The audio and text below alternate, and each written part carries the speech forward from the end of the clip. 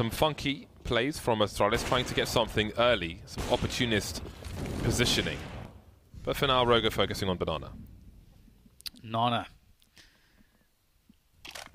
Let's see if they can make this round work for themselves. Lots of danger points. Astralis trying to hold on to that utility. They're a team that's usually very good at doing that. You really have to work to force them to use that utility prematurely. And with that stack in the boiler position, the boost for Magisk, they are hoping they can get a pick here. But unfortunately for them, Rogue moving towards that B bomb site. We've got two players lying in wait, of course, for Astralis. It is Glaive and Zipex, the B players. And, oh my goodness, it's going to be very difficult without some flashes here. That CZ. How much damage can he do? He's got assistance now, and it does appear that Device has gravitated towards that B bomb site with the M4. So there's a chance here for Astralis.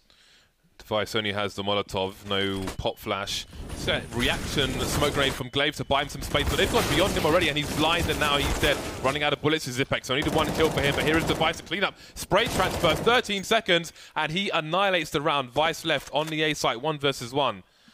And Vice has 2 frags, so Device knows where he is coming from.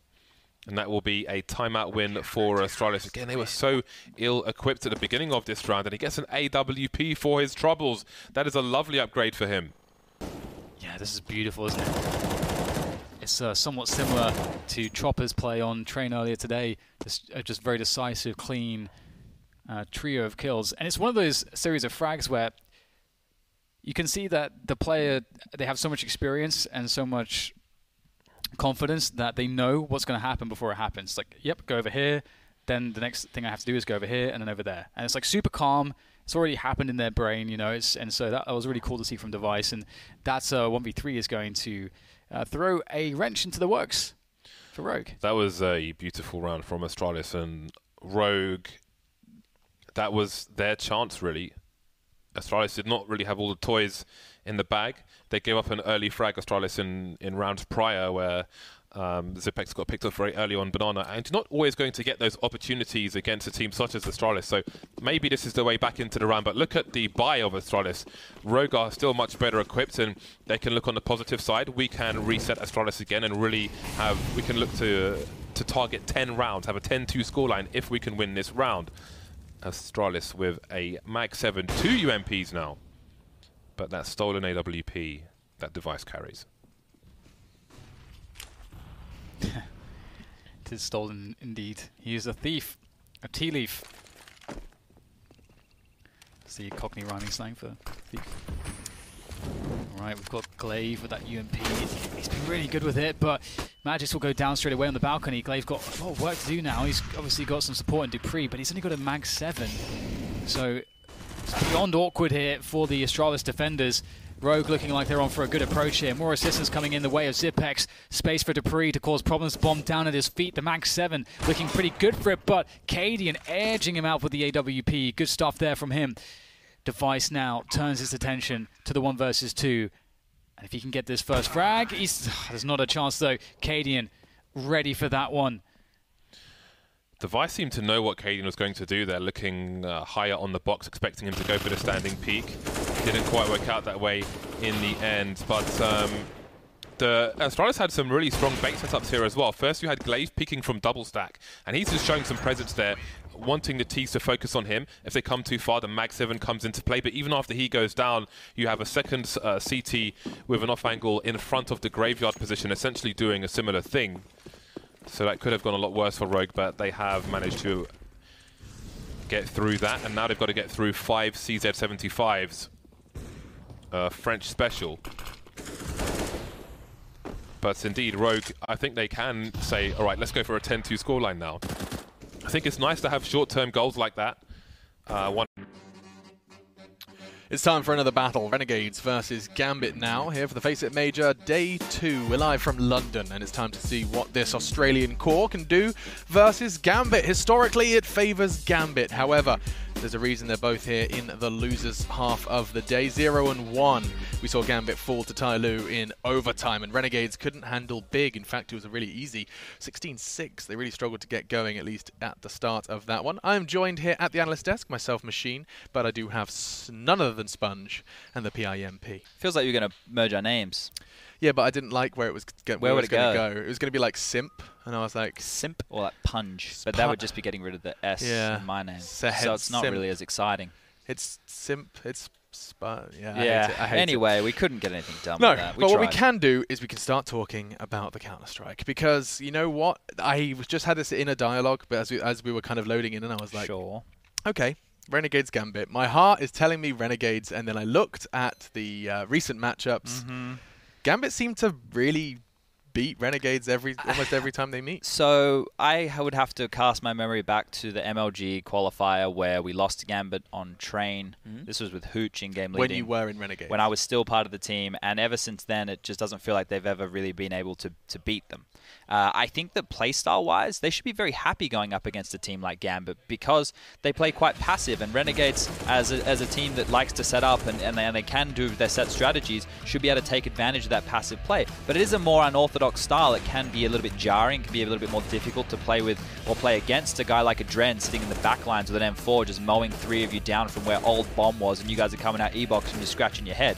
But if we look at the positives on the Renegade side in the recent times, at least we know in their boot camp, in their practice for this event, that they have had focus on different maps. And that might be the key to upsetting a Gambit.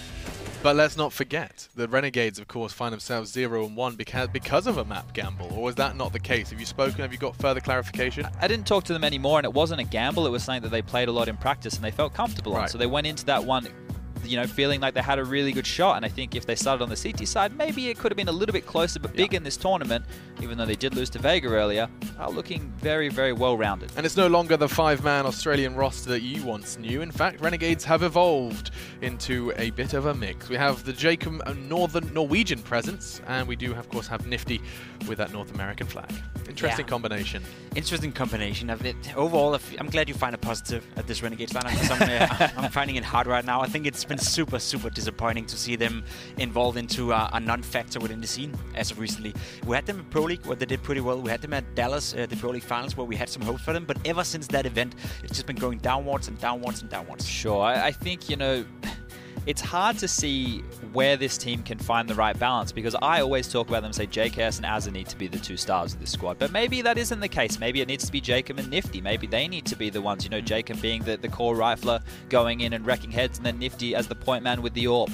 The problem that I see for these guys is the longer it takes for them to find their feet, it feels like another roster change will come in. You know, maybe Nifty will get disenchanted and get poached to go somewhere else. Maybe Jacob will have enough of living in North America. It doesn't really have context on this match right now, but for those people at home, I have had a few people tweet at me going, is Azza in-game leading? He's sitting in the middle? No, he's not. No, just mixing up the same positions just a little bit. As far as I'm aware, he's not. Nifty still in the leadership role. And who do they go up against? Well, it's Gambit, who have had their fair share of ups and downs. And in fact, if you're only watching the majors, you may consider them more ups than they are downs. But it's been a bit of a bumpy ride for Gambit to get back here to the FACEIT major. And at the moment, you have seen some real peak performances from players like Mo. He had such a good game in their loss. I know it sounds silly, but in that overtime game versus Tai Lu, some of the individuals from Gambit were truly hitting hard. The problem is it happens once every month, right? Especially for a guy like Mo. And I think, afraid of repeating myself of what I just said with Renegades, it's the same thing with Gambit. It's just a team that hasn't been doing anything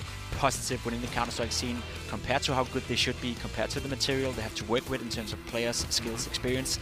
It's just been a lackluster, I would say a lackluster year for them throughout. So Gambit is in the same spot right now where they need to have a positive experience here at the major. They need to do something. They brought in Blade, they tried to put a little bit more structure on this team. They still have the problems in terms of who's in-game leading, who should be in-game leading, who wants to in-game lead. Like the ever so lovely question that they can't figure an answer to. Got Murray in as well. It's just been a... I don't know, I want to use the word shit show. It really hasn't been great for Gambit. Look, I think when you look at this roster, a year ago, they won the major. They were our major champions a year ago. And ever since then, it's just been a long downward spiral. It hasn't gotten better at any point. It may have stabilized, but at no point has it looked like they would be a return to a team that took the biggest and most coveted trophy in Counter-Strike. Yeah, of course, things and leadership. You say they're looking for a leader now. They lost their leader after that success. And it's interestingly enough, you know, we have got a team here that are coming from the Boston Legends, of course, who couldn't make top 8, but from the previous major. And then you've got the Asian Minor, which is where we often do see Renegades make their way to this big event. They're pretty good at that event. And they're great at those events. Hey, you know, that's where we get our bread and butter from. Yeah, that's the baseline. And talking of bread and butter, the bread and butter of Gambit and Renegades in the head-to-head, it's brought to you by the Predator. The hunt has evolved. It's been a long time since that first Predator movie came out. It has. It's been a while. Chad, do you remember that one? Go to the cinema with your popcorn? I don't think I went to the cinema. I may have been a bit young. But Nifty is a young gun. He is a young gun. For people who don't know, he hasn't been playing Counter-Strike for really that long period of time. He was a console Call of Duty player, and now he's in one of the better teams in the North American region. These are the two AWP players, Mo and Nifty. Now, depending on the matchup, these guys can be instrumental. We are banking and having Mo up on the screen because of the impact that Alex alluded to earlier in the tournament. If he can carry that through to this game, then Renegade's going to find themselves in trouble because normally they do struggle against a good AWPer. They do struggle against a good AWPer. Problem is for Renegades, Nifty was that good AWPer they had. You know, he was I would say he was the catalyst behind this Renegades upswing they had throughout Pro League and throughout the Dallas finals as well. He was having some really good series, some really good showings, and it was even talked about him joining Cloud9 as a potential replacement for Skadoodle. Whereas today, it just seemed like ever since there were those rumors, whether those were right or not, it hasn't been looking good for neither Nifty or Renegade. So it is really a team in disarray, and I'm sad to be so negative up here and talking about both teams as they have a lot to prove, but it's just the fact right now that both teams are not playing their best brand of Counter-Strike. And the maps will make a big determining factor in finding out who's going to be going into that 1-1 category. So Gambit have opted to go with the A seed here, which means that they will be choosing the map, and that'll give Renegades the choice to decide. So Renegades will have 3 bans here in a row, and then the choice of map will go to Gambit. So that's how this one's going to... They've not gone for Overpass again. They feel that experiment is already done and dusted. Okay. Nuke is gone. That is always one of their perma-ban as far as history tells. It hasn't been worked on in the boot camp. Train or cash? So I think Renegades actually historically over the last couple of years have played Gambit on both of those maps, and it doesn't feel like, if my memory serves me, have been successful at all. These are 2 maps where the riflers, especially the Adrens and Doziers of the world, are able to sit in the back lines and really take these fights. And that is good that we had that AWP head-to-head because Train on more AWP-heavy maps in the pool. Now, I don't know if you guys at home heard it, but I certainly saw it. A sigh from Jacob. Just tired of seeing Train. We haven't had cash throughout this entire map. I would love a cash. We haven't had cash, and it makes sense for Gambit not to pick into cash. If there's one thing I do remember from playing in N8, it was practicing Renegades on cash, and you don't want to do that. So definitely a map they know how to play, especially you Steelo, just running around doing his stuff. So it makes sense to go with Train. It's just a little bit sad that we see the same map over and over again. And for Renegade's sake, I'm a little bit sad on their behalf that they have to go up against Mo, because if there's one map he plays well, it's Train. There has been a lot of time that has passed since the IEM Sydney event, but that's where JKS took up the mantle of the secondary AWPer, and this was one of the maps where he had impact towards that inner bomb site, playing very passive with the AWP, and Nifty was AWPing in the yard and then rotate in and have the retake on that site. So that's going to be something that we'll see if they're going to continue within their playstyle, if Gambit are going to have heads up for it. But notice the way that Gambit play their CT side. A lot of the time, it's quite passive. It's quite in the back lines, and they're happy to take those long-range duels, which do make things a little bit more awkward because they're not super close when the executes come in, which means, look, even if they get the smoke wall, they're more than happy to retake. No one's getting isolated. No one's getting caught out alone. Yes, and I think what's actually very interesting is that Train is one of the 2 maps that we haven't seen these 2 teams play. I've said that with absolute confidence, and I already know. Do you mean wrong. Against each other? No, what I was trying to say is they haven't played Train this year. That's just let's just skip all the nonsense. Okay. Neither of these teams have played Train against each other this year. Sure. They've played them on Overpass, they've played Cash, Mirage. They've played all those maps against one another. This is new territory for them, at least in an official capacity. And that's a statement to what you were saying. They probably have been working on the Trains at the boot camp, because normally you wouldn't want to go up against a team like Gambit on Train. You said it yourself, Mouse sitting back with AVP. Basically, they're just, playing Train a little bit unorthodox in what you normally see. Teams trying to be aggressive on the CT side, just getting map control. We're going to see a little bit of that with Hoppin, maybe a little bit of that with Adrian. But overall, it's going to be one of those games where if Nifty cannot find a key to unlock Mo's success with AVP, they're going to have a super rough time. Yeah, and it's going to be a rough time for you, because I'm going to force a prediction out of you. You've highlighted that there are some footfalls for both. It's prediction time. I think if I predict against Renegades, they'll win. Ooh, looks like Jason and Anders were split. What are you saying? I'm going to go with Gambit so that Renegades win. Oh, because you always, when you go for them, they lose. Yeah. I understand. Okay, so we've got a reverse jinx coming out from Chatty B. What about you, Jakey W? I'm going to go with Renegades so Gambit can win. Oh, okay. Well, we've neutralized each other. So, Alex, you get the final say. Oh, so I decide who wins? Yes. Yeah. Ah, pressure. I think there's more people in Russia than there is in Australia. Think about that. Gambit will win. Well, Renegades winning? Did it tell you against Renegades win? Are you doing the jinx thing too? I don't even know. Maybe. Okay. Who knows? We'll find out. Of course, don't forget to tweet along with all of this with the hashtag FACEITMajor, by the way. But anyway, sounds like your casters are ready. A split casting desk, and I'm going to force you to explain your answers like that teacher that Jason wishes he was. Jason, over to you. How is he going to force us? How is that? Is that some sort of threat? He actually like triggered my OCD a little bit. Well, actually, I don't even have OCD, but it's just what you say when it could have been Renegades Gambit, Renegades Gambit, Renegades. Oh yeah. He screwed that up. Broke the pattern. That's a good point. Yep. Yeah. I think Gambit's gonna win. I don't have a whole lot of confidence in Renegade at the moment. I haven't seen them like play that great recently, and I think they're like, they just seem to be eternally disappointing in majors. They've been to this stage so many times, they've never gotten out of groups. Yeah, that's in the the majors. Point. And I think Adren looked great yesterday. So did Mo. I think they're gonna be, yeah, right. They're gonna be good. And they have. I mean, I almost feel sad for picking Renegades now, just because I forgot. I mean, I hadn't forgot, but I really like watching Mir play. So yeah. There's always that too. I don't really know. I think this is a pretty close game, and we're on train, and I just think it's going to be an interesting match. But I think the longer as well that Gambit has Blade behind him, I think we're going to see Gambit improve. Yeah. More and more. The longer that kind of that coach relationship exists. So as long as that's the crazy thing about this Gambit team is like it does just feel like in a certain way. Like they went from having Adren and Hobbit being some of like the best players in the world to like just like disappearing. And I feel like as soon as those guys come back, and we've already seen it out of Adren, we're seeing a little bit out of Mo. At some point, there's going to be enough space created, enough opportunity for Hobbit to get back in the swing of things as well.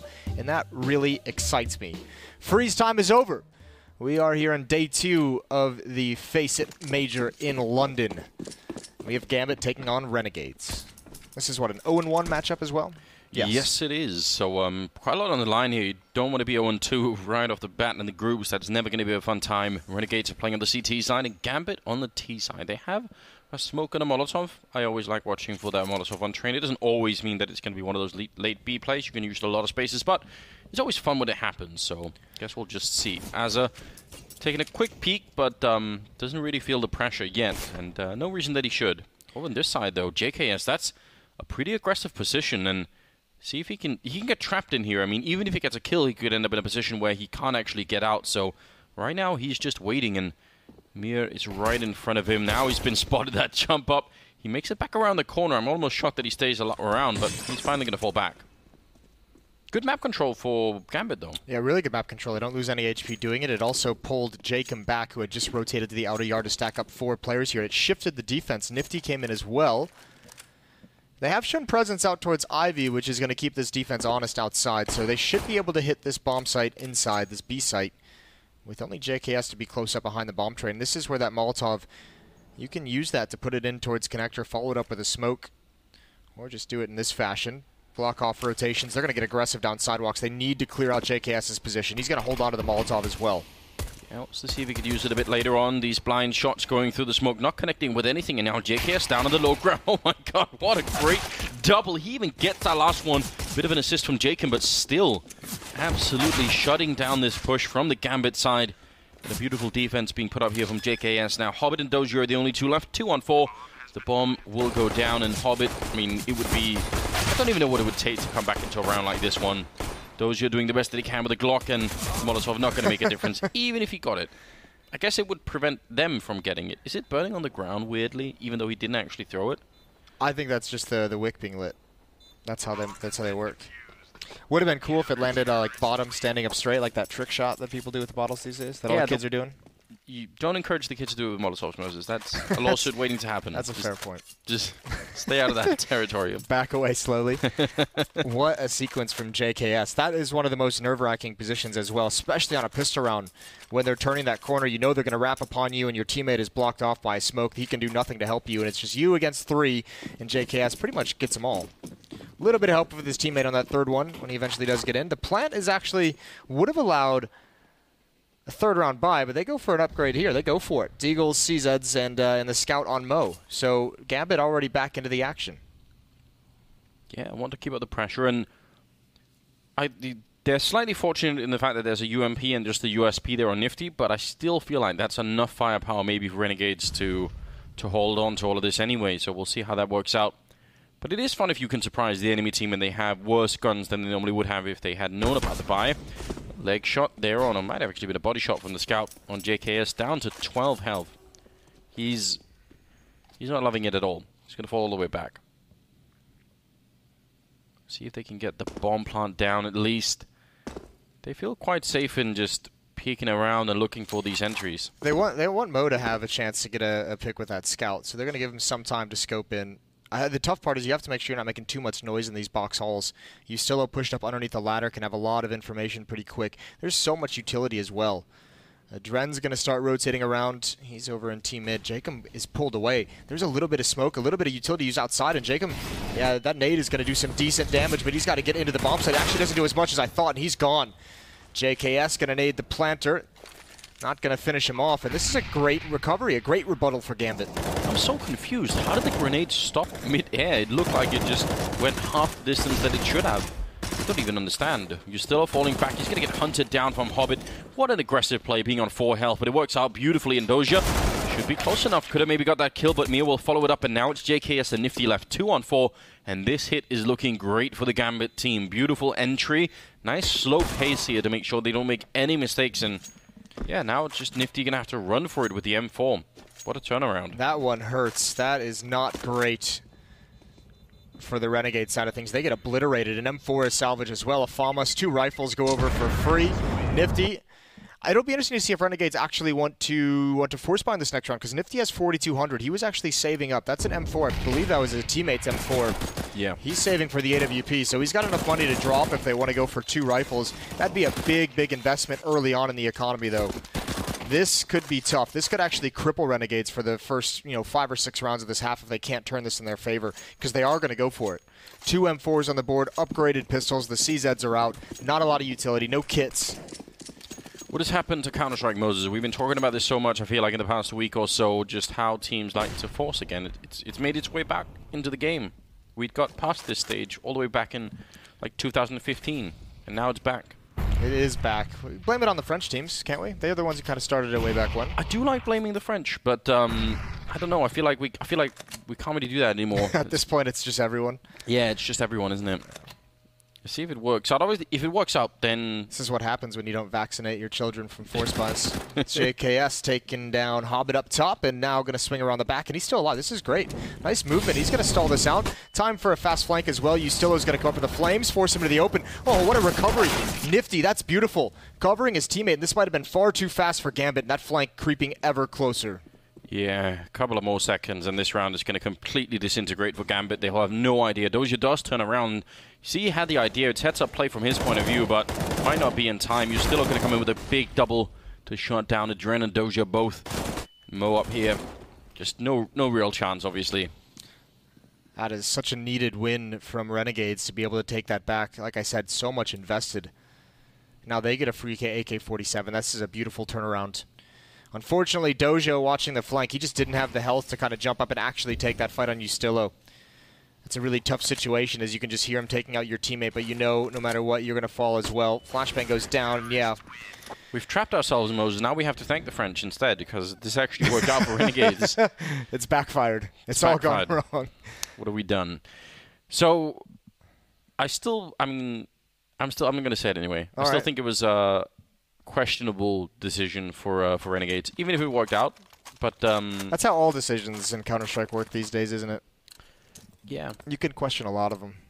But now that it has worked out, Gambit are going to force up the other way instead, even without the bomb plant.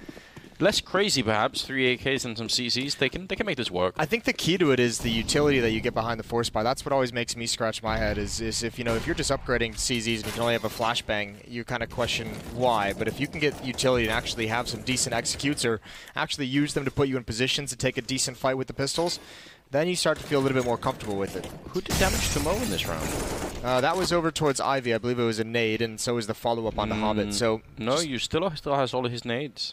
Aza? Either he must have run into the... I don't think so. Aza, I think that might have been his nade. Okay, well, someone find that out for me. There's an explosion on the ground right there. Could be a flashbang, of course. I was worried that it was a friendly nade.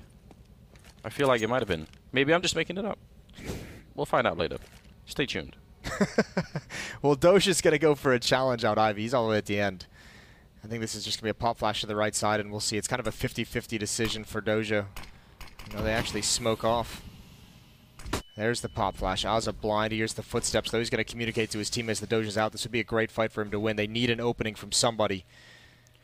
Oh man, it's really rare you can get this deep in towards the bomb site from Ivy. Almost every single time you're going to have a fight already. He's just waiting here.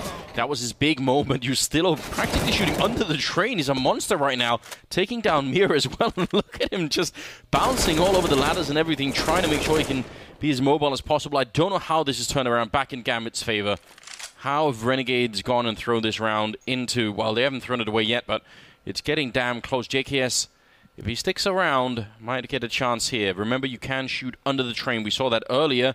He wants to do it a little bit. He's going to get that first fight, and now Mo's on the other side, very low on health, and JKS not quite sure where to position himself. He's got no kit, no smoker or anything, so he's going to have to force that fight against Mo somehow, which is not always so easy. And Mo taking up position behind the E-box, which is just where JKS got the kills. That might be the last place he's going to look for that second player. And he's wasted a lot. Oh, the timing. If he'd looked the other way just a couple of more seconds, that would have been it. They get the round, but that shouldn't have been that close. What was going on there? A Hobbit with the double kill out of ladder room really opened things up. Yusilo did a phenomenal job because Doja was being very passive and very patient with his attempt at an entry, just kind of biding his time. Oh, they lined up for him. That's unfortunate. Right through the teammate's body, and this was a big one. Hobbit peeking out, and Mo, I just don't think he really realized where JKS was. JKS was so slow in that retake, he kind of lost track of where Mo could have gone. He could have been so many different places, but I think equally it's interesting to know that, or to note that Mo just as nervous in that scenario with where JKS could be searching. So going for an early peek before even tapping the bomb, and JKS gets away with one. Still great damage done to the economy of Renegades, but the AWP is out on Nifty, and we know what he can do with that weapon. Still almost getting his toes blown off. We've already had that conversation, Moses, about toe replacement surgery. Yeah, we don't need to go back there. No? I'm still curious if it's a thing. It must be. Hobbit making a fair bit of noise, but again, they have Deagles, and Renegades are happy so far, at least, to give them brown holes, Ivy. They're not really pushing into main. Like, no aggression really out of the CT side. You don't have to, but it's worth noticing. Are they trying to teach you how to throw these grenades? I think Doja is being taught in-game. It's a live kind of course that we've been on. The grenade course, Moses. You don't like to see that. Ooh. I don't know. It seems like... Oh, no. It was perfect. So there's nothing wrong with the actual coursework here. Well, it also is unfortunate there's two players inside there, so even though they're just holding down the trigger, possibly very blind, with two players spamming that wall, there's really not a whole lot of space for the... This is like bringing your textbook to the exam and just reading it like 5 minutes outside, just thinking, listen, I just need to catch up on some of the Civil War history. Let's just see if I can memorize all of these dates. And then we used to have a couple classes that did open book exams. Those were cool. How are the exams then? Well, because, I mean, you only had like an hour to complete it, so if you're looking up every single answer, you know, then you're going to run out of time. Theoretically. Listen, I've always had my questions about American education, Moses. I'm not going to lie, but... Not everyone, just, you know, some of them. All right. Simulates the real world. You're going to have Google wherever you go these days. Yeah, I remember my teachers used to tell me that I'd never have a calculator everywhere I go. So I had to learn how to do math. And it turns out they were wrong. Yep. 4-1 Renegades in the lead, and now we've got a dueling AWP out on the T side. Waiting for some kind of aggression towards the box halls. That's not going to come. Nifty supporting JKS inside, and the AWP is... Just for the younger audience, we did have cell phones back then, just so that people know. That's how old I am. We did have actual calculators, though.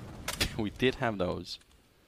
And you could install games on them. Snake and stuff. It's amazing. It's good stuff. Listen, I didn't want to bring you out of it. We'll get back to the game now. It's 4-1. I thought people needed to know. I was worried. You did pull me out of the dark hole that was my job. That's pretty cool. I love the smoke. Doja, he's gonna smoke the inside of the B bomb site on the connector. It's a really, really cool idea.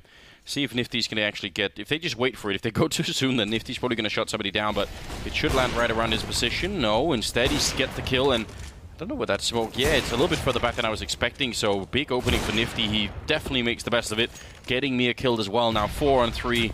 A lot of damage onto Doja. Jacob going to be going down. Good shot from Hobbit. No flank this time. And a 3 on 3, and they're having a little bit of trouble actually getting through the C connector right now. They're just slowed down a bit. Oh, the peek from Hobbit. He got a bit antsy, and now Nifty going to be up top. He's doing so much damage, but finally picked off. Finally gets taken down by Mo, who's wrapped all the way around, and he's a little bit sneaky. I don't think he has a chance for this, though. He's been spotted now. Yeah, he's been tagged up, and he's trying to bail out with this rifle. Doja's not going to let it go, though. Doja's not going to let him be. But he still gets away with that op, and Doja's going to find him in the end. Hunts him down. Great round from Nifty. 3 kills and even a tag there at the end on Mo, who wins that duel. But a second round finally. Makes you wonder, since he was having such a big presence on that bomb site, how come the rest of Renegades couldn't get into play in the afterplant? It just seemed weird. So that's unfortunate, but great news for Gambit. They were having such a good start, and they got slowed down a bit. But the Renegades economy, even if they've been winning, 3 rounds in a row? It's not established. No, they can't even buy. Yeah, they got beat up there a little bit, so that's tough for them. Even with 4 players surviving in the previous round. So, actually, excuse me, 0 players surviving even in a win. So, here we go. Oh no, Adren. That's awkward. Now he knows it. They all kind of got confused. The timing wasn't there, but a great push inside. Aza with the AK-47. You don't see that all the time. Sadly for them, the only one holding here is USP, and that's Nifty. And that's going to be really hard to stop the rest of the Gambit team. So they get the kill, they get the AK picked up. I don't know if they want to try and fight to keep it alive. Right now it feels like Aza wants to maybe try and see if he can do more damage to the economy of Gambit. Certainly possible. He's listening for that bomb, which should be going down any second. Yeah, there we go. A bit of a delay. I think he needs to just bail out. Don't worry about the economy of your opponents. You got to establish your own first and foremost. This AK can go a long, long way to helping out. Maybe just have another op. Save some money of buying up that expensive rifle. He's going to get the kill, and this should be a fallback, and he's going to stick around inside of the flames. Aza trying to make it doable, and actually, he had the right idea, and they even lined up for him. But if he had one-tapped that faraway player, then he's got a real shot all of a sudden. So I'll eat my words on that one. Great attempt from Aza. Yeah, that should be... Get your team a little bit fired up, right? Seeing your teammates suddenly hitting those kind of shots. Battling to that degree. You appreciate that. 4-3 now. And moving into round number 8. That AWP back in the hands of Mo, and Renegades. They can buy in this round, no problem. But I don't know. I feel like they're starting these rounds well and ending them badly. They have had a couple of rounds, you're right, where they have started off and then kind of faded away and kind of let some things slip. As you said, it seems some of those faraway battles have been great once some of these mid-range ones come out, and I think a lot of that has to do Hobbit, 6 kills, Doja, 5 kills. They're doing very well. So is Mo with 5 of his own. Adren's still a little bit quiet, but some life out of the Gambit players. They've done a pretty good job of putting themselves in position. Tactical timeout is all over for the Renegades. We'll see what they have. No kits on that CT side. Sending 4 players outside to contend with any fast-paced rush that might come, and it's a good call. Mir's already out. Adren's going to follow it up. Actually, no, excuse me. Mir's going to be content to get to that Olaf corner. Adren with the pop flash. He spots out Jacob. He's going to swing wide on it. There's a good trade, and Mir's already making his way. They have no idea. Aza, thankfully, he wins that fight, but Mir's going to push up even more. Aza's aware, but he can't stop it. Yeah, he heard that. So really good awareness from Asa, but it's just not enough to actually get that second kill. Still, it could have been much worse, as you said. Nifty holding one angle. JKS with a headshot on Dren. Looking much better now. And Mir hoping for the angle. He just wants to see if he can get the kill on somebody on that bomb side. But the bomb is now dropped out there behind the E-box. And Mo going to find the kill on Nifty. Brings it back in a 2-on-2. Good repositioning from Justillo. He's walking all the way back there. That could be huge. There's over a minute remaining, though. JKS still waiting as well. This is a big, big play. Does Mir have the timing on it? He hasn't gone that deep. He's got to be careful. He's going to get caught with his back turned. There it is. That's unfortunate for him. Great job, as you said, the reposition from Justillo. They were worried more about JKS from Ladder Room, who's now going around to meet up with his teammate in Connector. So it's going to be confusing. It's going to be so difficult for Mo to realize where both these players are. He's got a fast shot, though, so he can do it if given the opportunity. I feel like in this kind of situation, you almost just have to put the bomb down and hope that they don't push you and then see what happens afterwards, because you can't really fake out 2 people easily on this bomb site. There are so many positions they could be in. He's got 19 seconds, and if he doesn't do it now, eventually he's going to run out of time. Just tapping it once, and I'm going to be back at it now. I think, yeah, he's left so little time, and they could see him right under. So good round from Renegades. Good recovery, at least. Great mobility across the map. Justillo with that first one through CT spawn to the outback, and then also I mean, meeting up in towards Connector, you could see Mo was not even concerned about Connector. He knew one had gotten a kill in ladder room. He knew one had gotten a kill in this position. Wasn't even considering Connector to be anything to worry about. Renegades keeping that lead, however narrow, 5-3, and they get a double up setup out of it. So all they have to do now, not always as easy as it sounds, but just avoid taking too much damage. Don't fall too much to these deagles. 3 smokes and a flashbang for this attacking side. Yeah, definitely should be possible, although there are a lot of people down Pop Dog. This could be a pretty aggressive attack. If you put a lot of people running out into the yard, they're going to be there pretty quick and could definitely catch people off guard. Seems like they've started to fall back a bit, some up the ladder again, and now they've lost 2 players, so whatever plans they had on the Gambit side, going to be very hard to follow up on now, certainly. 5-on-3. They're just waiting for some backup to maybe try and take that peak. They almost lined up for a double. Now, JKS with an AWP in this round should kind of be a signal to Gambit. They should be saying in their head, well, Nifty's usually the AWPer, so if JKS has got one, we have to go into this next round assuming it's a double op setup. Clean sweep for Renegades. I mentioned they had to keep their economy going. That's the best way to do it. Yeah. Gambit going to have to invest into this round, even though Adren and Doja are kind of right on the cusp. They're going to be able to get AK-47s with no utility, but 3 players should be okay. You know what they say about assuming, Moses? Yes, what do they say, Anders? I know what they say. I'd like to hear you. It makes an ass out of you and some guy named Ming. It's, I mean, how do they deal with a double up, though? What's the plan? How do you get rid of it? How do you make it less effective? You get into a bomb site, which they've done a couple times. We've seen some of their executes towards that inner site, especially towards inner. It can be very, very difficult to retake. Now, you are kind of gambling that the ops can do damage before you get the bomb down and get into post plants. But you do want to force the ops into uncomfortable situations. Take care of the riflers. You can do those smoke walls outside that pretty much isolates the ops from having any kind of an impact. We'll see if they're going to be successful. I mean, I guess in that sense, it would be nice if they had a bit more utility. I mean, they've got most of it. Maybe lacking some Molotovs. I'd like to see them do one of those classic plays if they're going to attack inner. That one towards where you kind of molly off connector. You don't smoke it, and you molly it off, and you just push up along sidewalk and get aggressive and just take control of that area. I think that'd be very fun. See if they're going to be able to. JKS holding that B ramp from the low ground. You're still hearing a little bit. Just seeing the feet. Just a quick check from Mo, I believe. This time a bit more aggression on the Renegades side down at Ivy. Even just throwing that grenade around the corner means that might put some pressure on Gambit to reconsider what's going on. They've had this part of the map free, more or less. Good trade from Hobbit. That was almost a free kill there for JKS, but now it's causing a lot of rotation on the CT side. Yeah, it was a very critical trade. Weak into the outer bomb site. Nifty's going to be far back. Ustillo, though, is the X factor here for Renegades. The fact that he's able to stay in ladder room with relative safety is huge. This is what gives them the confidence to rotate both rifler or 2 riflers inside to the B. Stacking up the defense there, and Gambit just past a minute, still haven't made their decision yet. Lining up for the smokes outside, and here they come. But again, Ustillo, if he stays alive, if he does not fall, Renegades are going to be just fine. Nifty getting the kill on Doja. Definitely big news for them. Renegades, they are looking to take round number 7 here. 4-on-3 with only 30 seconds. Adren right through the smoke to take down Nifty. That's a big find and the perfect timing against Ustillo. Grenade actually hit him. I think he collided with it slightly. Now Azza and Jacob, and good recovery there from Jacob, almost getting taken out, and they double up on him. Now, can they get the bomb plant down without being exposed to Azza? That's a big question. Right there, the spray is through. Mo surviving on 8 health, and he's going to get a chance to get the bomb down just for the extra money.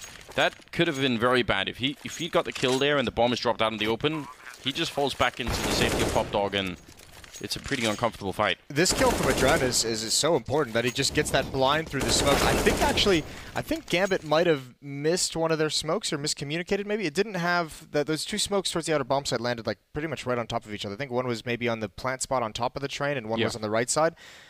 I guess maybe that's not a miss smoke, but I mean choosing not to smoke the left side of that train and then you're going to give Nifty kind of a wide open shot, a wide open eyes on the entire yard. So maybe just to decision that's made that obviously didn't pan out as well as they wanted. But Adren is there to recover. It feels like if you weren't going to smoke that side of the train, at least you would have more people coming out of Pop Dog, so that you could take that fight. Yeah. But they didn't. They only had one guy who was sort of surfing around on the ladder for a while.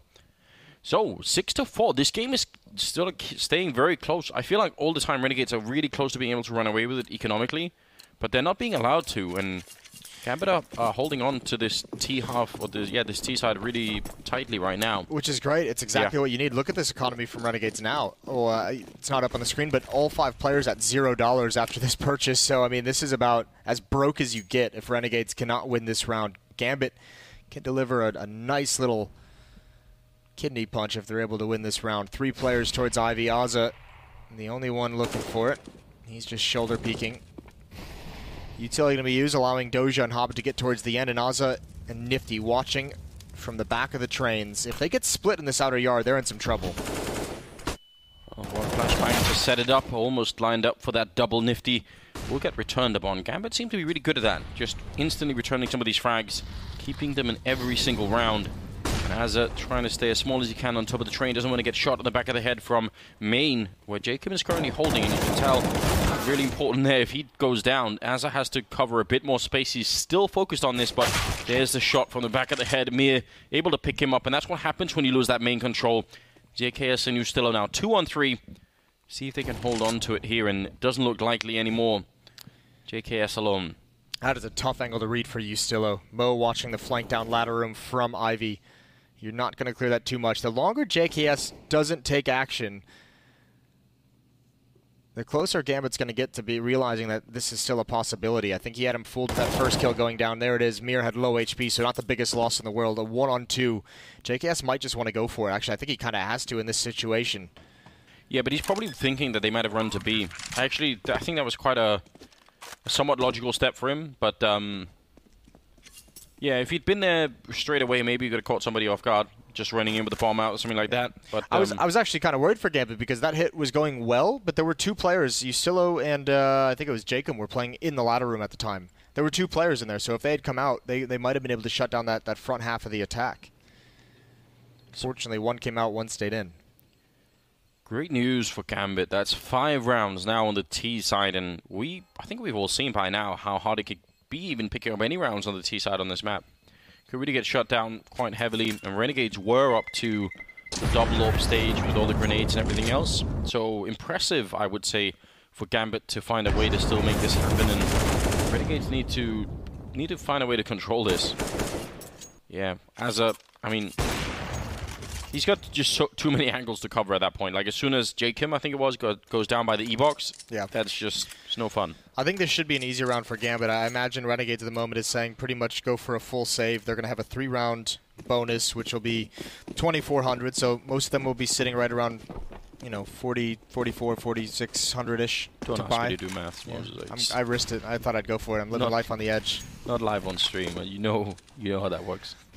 Yeah, you just told me your relationship with your math teachers consisted of telling them you would have a calculator with you at all times. I didn't understand any math at all for the first maybe 11 years of school. I just had no idea what was going on. I was completely confused. Then so like basic addition? Just all of it. I just didn't like any of it. All right. But it was fine later. I recovered. Was it? It was. I took A-level maths and everything. It was great. I loved it. J-Kim and JKS both going down. So we were talking about school for some reason. And don't see them recovering this round whatsoever. They had that 1 M4, and I guess Azza's picked that up in the meantime. So if they can keep that alive, that would be good news. That's just very aggressive. It's circling around, holding down that Mac 10. But not able to get the kill yet. Yeah, Nifty has the Zeus. He's hoping he flies up. It's not going to happen. Couldn't he just Zeus the ladder when he's on it? It's electricity, right? Yeah. I'm assuming the ladder is made of some sort of metal, so.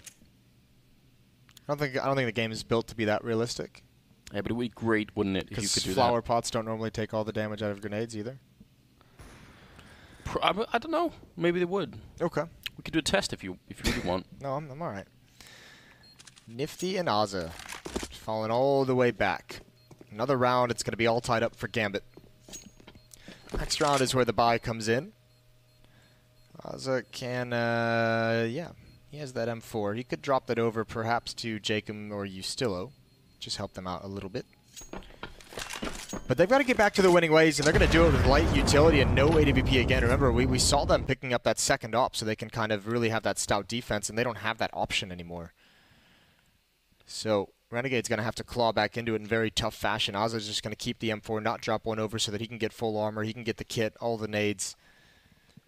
I feel like the way that Gambit are winning some of these rounds is encouraging because it seems like the kind of thing you could replicate to other teams as well. Like, let's say they put 2 men at Ivy or 3. Yeah. They walk in, they lose somebody, but they trade it, and they keep trading until it's like a 3-on-3, and then they slow the game down, and they have so much space. Like, now they don't have to worry about every single angle being covered, so they're really good at doing that.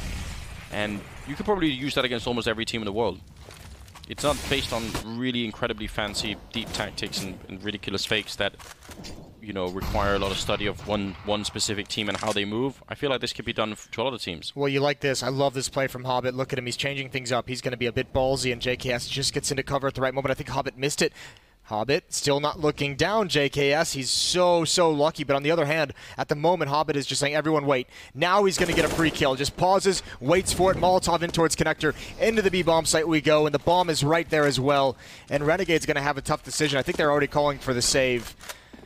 Wow. What a high-risk, high-reward from Hobbit. Just casually walking out upper, but perfect timing for it. Isn't this just one of the things that makes Counter-Strike such a fun game to watch? The idea that one person can actually just finish a round with one kill just walking in like that makes such a huge difference. And normally if you go for that kind of push, right, it involves you smoke, you flash your way out, and all of those things would have been signals for JKS to realize that something was up, but it just happened with almost no warning at all. So good stuff. And Nifty now going down. Renegades are slightly spiraling out of control here at the end of the first half.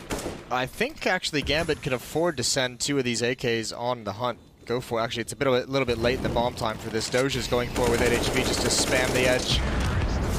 Hoping that Molotov was going to force someone into the open. It didn't work. Oh, he finds one right at the end. Aza, no need to peek that. He just got a little bit over-eager, didn't he? I think he wanted to move out of the way of the Ivy lane. Okay. But that exposed him from the other side. So coming through the smoke as well because Doja didn't even see him. That was well done. 7-6, and that's a beautiful weapon to take away. That's really going to hinder this next buy if they do invest here, and they are. So UMP, MP9, another M4 bought up. Still not great, and this is pretty much going to be the best kind of economy that Renegade's going to have for this whole half. Gambit really took control of it. And that's a perfect call for Hobbit to make that play when they're on that kind of low economy buy, because you're not always going to have smokes in every single choke point. You're not going to be too aggressive without those flashbangs. You're definitely not going to have an AWP, so really nice timing on that decision. Yeah, absolutely shutting down Renegades in that last round. Their economy already crippled from previously, but it's not getting any better right now. UMP, MP9 in play. I like the aggression in towards main, but see if Adren is going to be ready for it. He's slightly low on health, so that's a big benefit if you're playing with the MP9 here. Shot through the wall from Mo. Can definitely do that. Oh, nice kill from Adren. Got to get the follow-up, and now Ustillo fights to his death. Mo swings out. Good frag from him. Again, like you mentioned, those trades from Gambit and Doja just waiting patiently, and Hobbit's already close up. This is the Hobbit we like to see. I said he's been a little bit quiet, but now he's engaged. He's being aggressive and active across the map. Really pushing forward into positions. Now, here's a trap. JKS is going to come down the ladder room. Mo is still back at T-mid with the bomb, so if he gets caught, that is going to throw a wrench in the plans. That's a great smoke, but JKS can still come through it. He might take the opportunity in the desperate situation that Renegades is in. More kills for Mo. He's doing such a good job. The big turnaround there and taking down JKS too, so no surprises this time. 8 rounds for the Gambit team moving into round number 15. They're really back in charge now. They've won, the last 5 rounds in a row. It's not something that Renegades really seem to know how to stop right now. It's one of those. It's just another one of those maps where once you get your economy shattered, it's so hard sometimes to really claw yourself back in. You can't just play the standard default way. 6 rounds for Renegades and 3 M4s, again, very low in utility, and it looks like Gambit might just call for a fast pace towards the inner bomb site. JKS going to try and push up around this smoke, spams through. He's going to get pounced upon, almost recovers. Mir down at 1 HP. Look like Renegades want to go for some kind of a fast flank up ladder. No one is rotating inside at the moment. Nifty's on his way now, but it's quite delayed. Well, Molotov going to force both those players back if Adrenaline can get the space for it. A little bit weird there. No, they're going to use the smoke instead. Azza seeing the shoulder, but he doesn't want to give up his life here, and if he did, that would certainly compromise the defense in this A-bomb side. Instead, he's going to fall back and try and play it a bit more safely. Doja's just walking this whole way. He just feels like he knows exactly where he is. Azza's still going to win the fight, but that just makes it a 4-on-4. I guess Mir is low on health, but be big for Renegades if they could win this 7th round and just get that on the board at least. Jacob perfectly in the corner. Can't really follow up with that kill, but it's still a 2-on-3. 40 seconds left, and I think Mo has to do pretty much all of the work here. Mir with that AWP, he just wants to cover the bomb once it's down, so we'll see if that's going to be possible or not. He's created the space for it. He can actually get the quick bomb plant. He's planting quite deep into it, which might be a problem for Mir. It means he has to walk even further into the bomb site to try and see if he can stop anyone from defusing it. And he's so worried. He doesn't even want to unscope in case someone's walking behind there and looking for him. Now, with the bomb ticking and everything else, Renegades back in pressure again. A little bit of a line up there. Mo could have definitely got one of those kills, and now they know where Mir is. The defuse is going to be happening, as you could tell. He's got no way to really stop that from happening.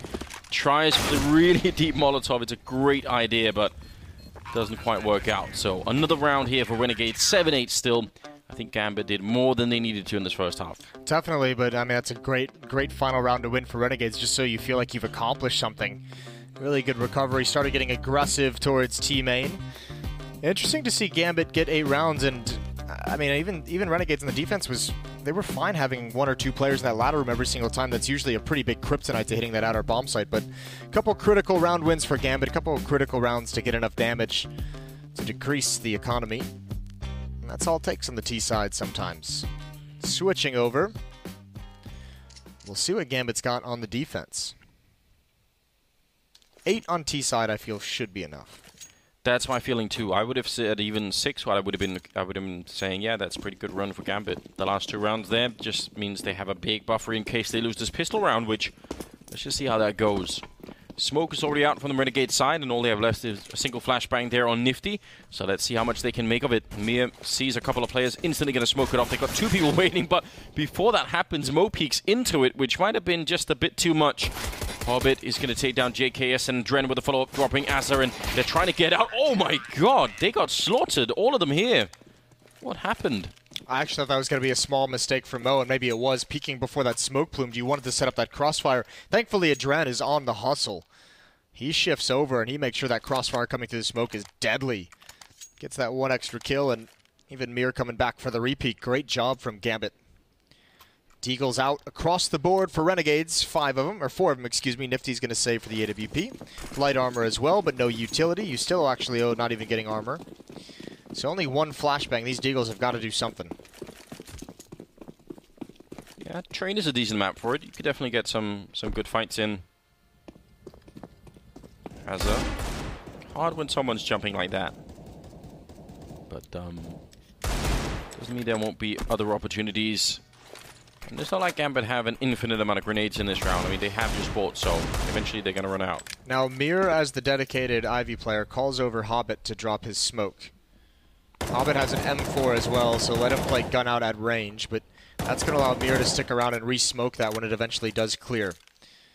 Small detail that might have a lot of help to this. There goes the re-smoke towards Ivy. Mo with the opening headshot onto Ustillo boosted up. He didn't even get a chance to respond. Yeah, he doesn't really stick around because you're sort of weirdly crouched up there, so you can't really be very mobile. So I don't blame him for jumping down. 50 seconds on the clock, and no openings being made right now for Renegades. And Gambit's fine with giving up a bomb plant. Look at how they're playing that inner bomb site with Doja. They're just saying, listen, just don't die. They need to get into the bomb site. If they attack you, just let them have it. Adren's going to rotate over. Now they're saying, we haven't heard any action outside anymore. Let's get an M4 in here. Now they can play a little bit more aggressively. You can see Doja starting to rotate over. Spots one up top. Awkward battle for the UMP. It is going to win out, and Adren is going to get 2 of them on lower ramp, and that M4 will get salvaged. Famas is upgraded. 10-7 as Gambit hold on after winning the pistol.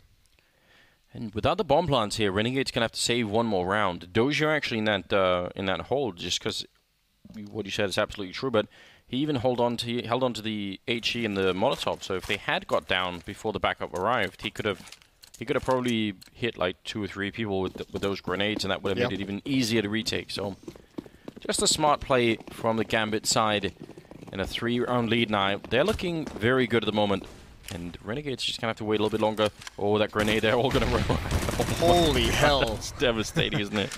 That sucks. Just holding down the trigger, and it is a slaughter at the inner bomb site. Nades, flames everywhere, bullets all over the place. 11-7 going into the first gun round. Renegades, they need to get going quick. They need to get started on the right foot. Nifty's going to have that AWP. Mose, you're all about the math. How much damage did that grenade do? You must have caught it, right? I didn't actually notice. Oh, to be honest, I wasn't paying attention to the actual numbers. All right. Otherwise, you would have been able to do it. Is that what you're saying? Yeah. Maybe next time we see a nade like that coming out, you warn me. All right. I'll get my Rain Man on. Where is Sipnix when you need him? 4-round lead. Renegades must know, they should know that they're not going to have very many chances to play around with. I feel like that's a challenge all on its own when you're playing on the T side here. If the other team is close to winning, like you can't even. Otherwise, maybe you can throw some rounds out there and sort of see. Oh, let's see how they react to this. Maybe we can play with that later. When your back's against the wall, you really don't have that space. No, T-side train can just be so demoralizing, can it? Kind of like T-side, well, I can't even really say that anymore. I was going to say T-side nuke the way it used to be, but T-side train certainly is still in that fashion. And if you come back on the T-side of train, like no one can really mess with that. It's no fun when you're like 5-6 rounds behind on T-side train. Here we go. Utility being used. This could be a timing attack. A little bit late, basically a full rush, at least for Azza. They have all the utility gambit, but actually Azza's pretty comfortable in that choke point, and they don't commit either. Molotov in. That'll force you still on, or at least force him to waste a smoke. That is a good use of a Molotov. Yeah, but if Azza had waited, it looked like he would have been rewarded. Walking through the smoke on that side was a Dren, so that could have actually been something, but he didn't want to stick around, maybe afraid more grenades would follow. Mir going to go for a bit of a shoulder peek, has to make it back around the corner pretty quickly. And he's going to be fine doing that. He's got no backup behind him, so I'm not sure why he didn't continue back. Now he's in a very dangerous position. Another UMP being called in, but this should be a fight that's going to favor Renegades. They've got so much firepower on the other side, and Gambit, I'm not sure about this hold right now. I like this position from here, actually. You're right, it is ballsy. The flashbang doesn't work the way Adren wanted, but he gets 1 kill and the dink. That's not bad. Mir can get information in this position. And at some point, he's going to go peek up and check, and it's right now. But it might be, I don't know if he's going to have the call there in time. Now he's going to peek, see absolutely nothing. Hobbit's going to have to rotate inner, but he's waiting for Mo to spot someone out. There's a great shot right through the edge of the wall to the face of Jacob. Mo can actually retreat with the AWP. Doja is closing in at the bottom of ladder as well. He's going to spot the feet. He was expecting a fast drop. But Renegades, there's 20 seconds left, and they are so boxed in. Hobbit is close up. He just needs one. Just needs to slow this down, and he can't get it. And Mo misses a crucial shot, a chance for Gambit to stay alive. Yeah, very, very slim one here. 3-on-3. They're really soft on the Renegade side, and that flank is coming in as well. Been happening for a really long time. As you said, Mir walking out of Ivy, and now just obviously talking to the rest of the Gambit team, trying to find the perfect timing for it. Azza is now walking in. He's got all the grenades, so if he dies, he's actually going to give up a Molotov for the enemy team to use. That would be a horrendous turn of events. Ustillo, he's got one Molotov, but again, he could get another one. The spray, he doesn't quite connect it, and he has to try and go for it. Already being defused. Does land on top of Doja, but the instant smoke on top. Great team play for Gambit, and round number 12 in the pocket. That was nicely done. I actually thought that was a very hard-fought battle by Renegades. That was actually pretty cool to watch them just having to fight their way in that fashion and still making it work. And unfortunately, they don't get much out of it because it was a small bonus round. Gambit had 2 UMPs on their team at the start of that round that have both been brought up and upgraded into AK-47. So booming economy, a 12-7 lead, and forcing Renegades into a tough decision if they want to save or go for it here. All advantages in the favor of the Gambit side. Yeah, they've really done a great job winning, the first 4 rounds in this half, and then at the end of the other half, it was like, they won 5 out of 6 rounds in the end of it. Yeah, the last 5 of the last 6. Yeah, so overall, they've been on a pretty amazing streak here. Yeah, look at Hobbit being vocal as well during this timeout. 18 kills for Mo, 14 for Adren and Hobbit. Doja not far behind at 11 and 10. On the other side, it's 14 for Ustillo, 12 for Jacob, 11 for JKS. So we have a half buy out of the Renegade side, upgraded pistols, utility as well, so an element of danger to bring into this round. Doja's going to have to be on point.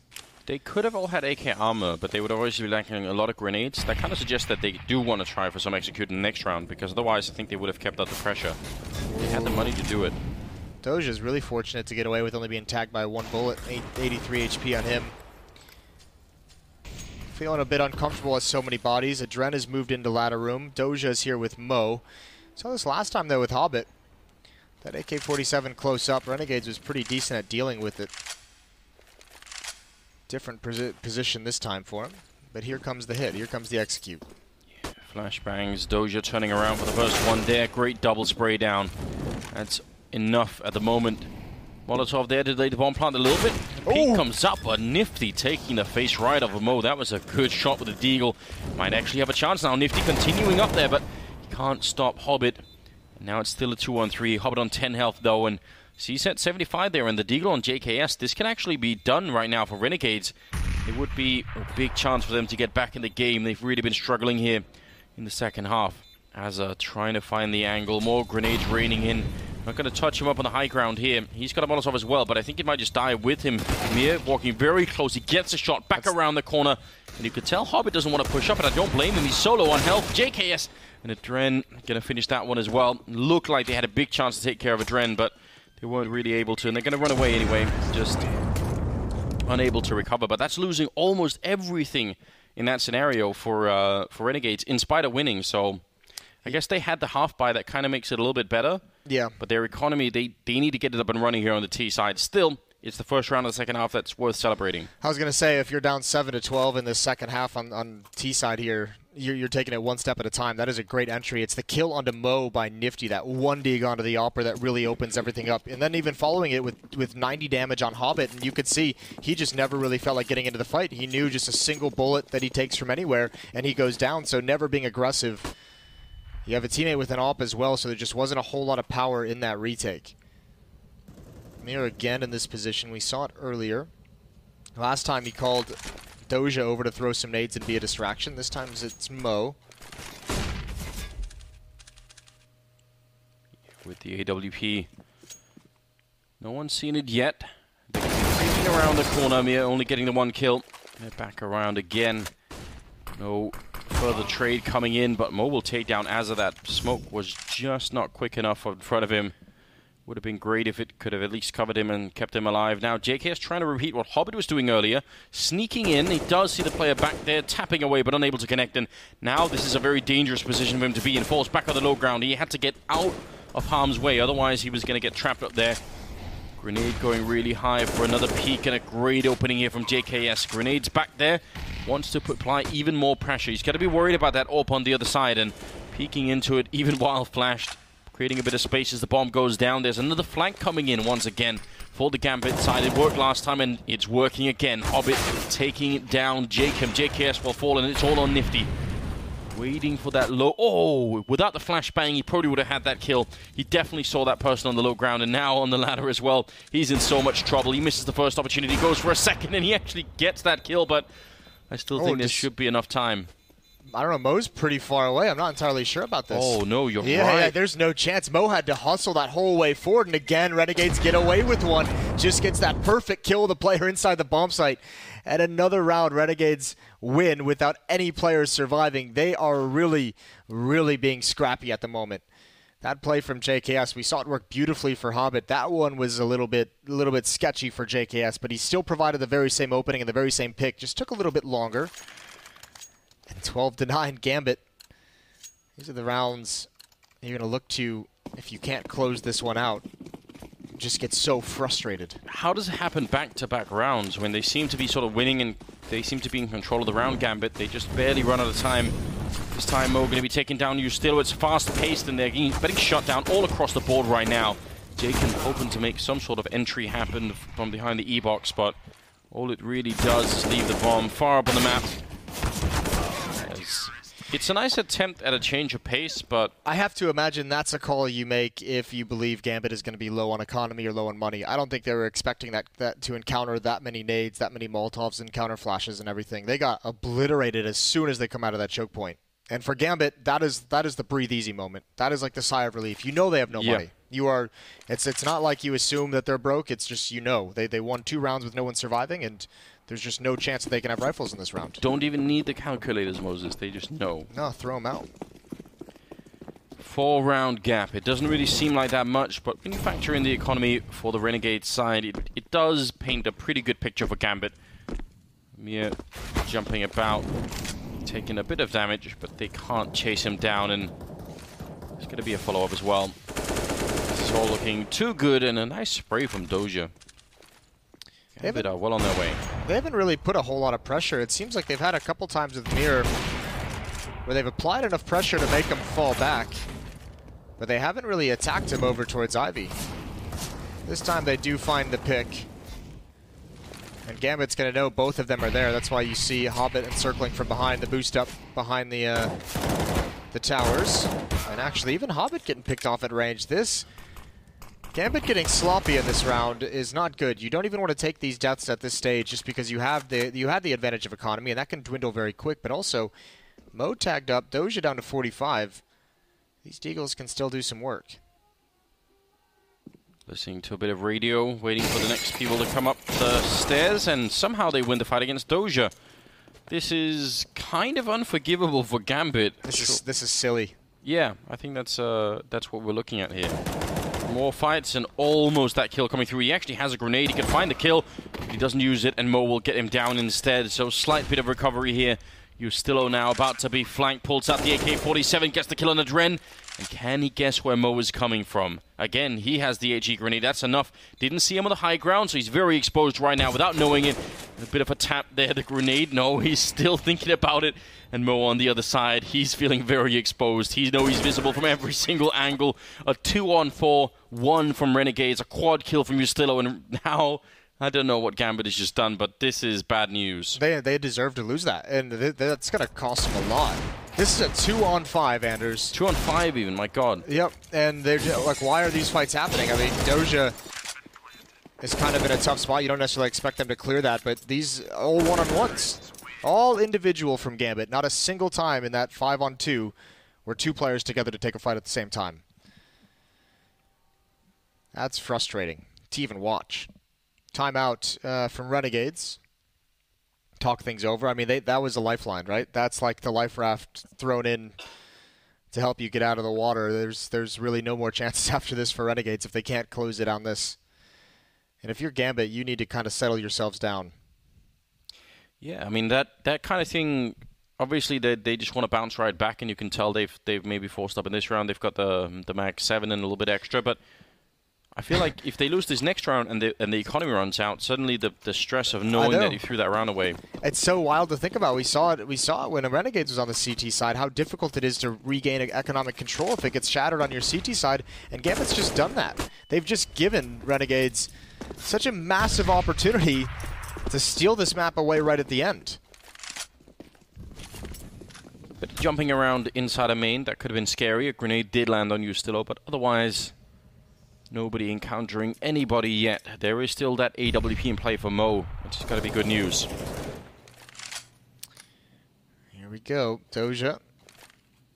He's going to need backup. They've let him play largely alone for a lot of this. He only has an SMG. Now, he does have a Molotov to slow things down, but someone's going to have to get in there quick, and he's going to hold on to it. That is a bold play. Mo is on the hustle right now. He's coming inside with that AWP. He's going to be smoked out, though. This is going to be tough. And Doja, he's creeping up for a mid-range fight, but he doesn't necessarily have the weaponry for it. He's got to stay relatively close to this bomb train. And Mo's going to have to cover above. Molotov going to get dropped into the choke point. Great win for Mo. That's critical. Here comes the nade. Beautiful damage with that as well. Muffs the Molotov, but Mo is going to do more. Doubled up, and I think he saved the day. Yeah, what a huge recovery. Good timing on getting into that B-bomb site. Jacob's taking down one. But surely they're not going to lose another 2 versus 5 in one best of 1. That just can't really happen.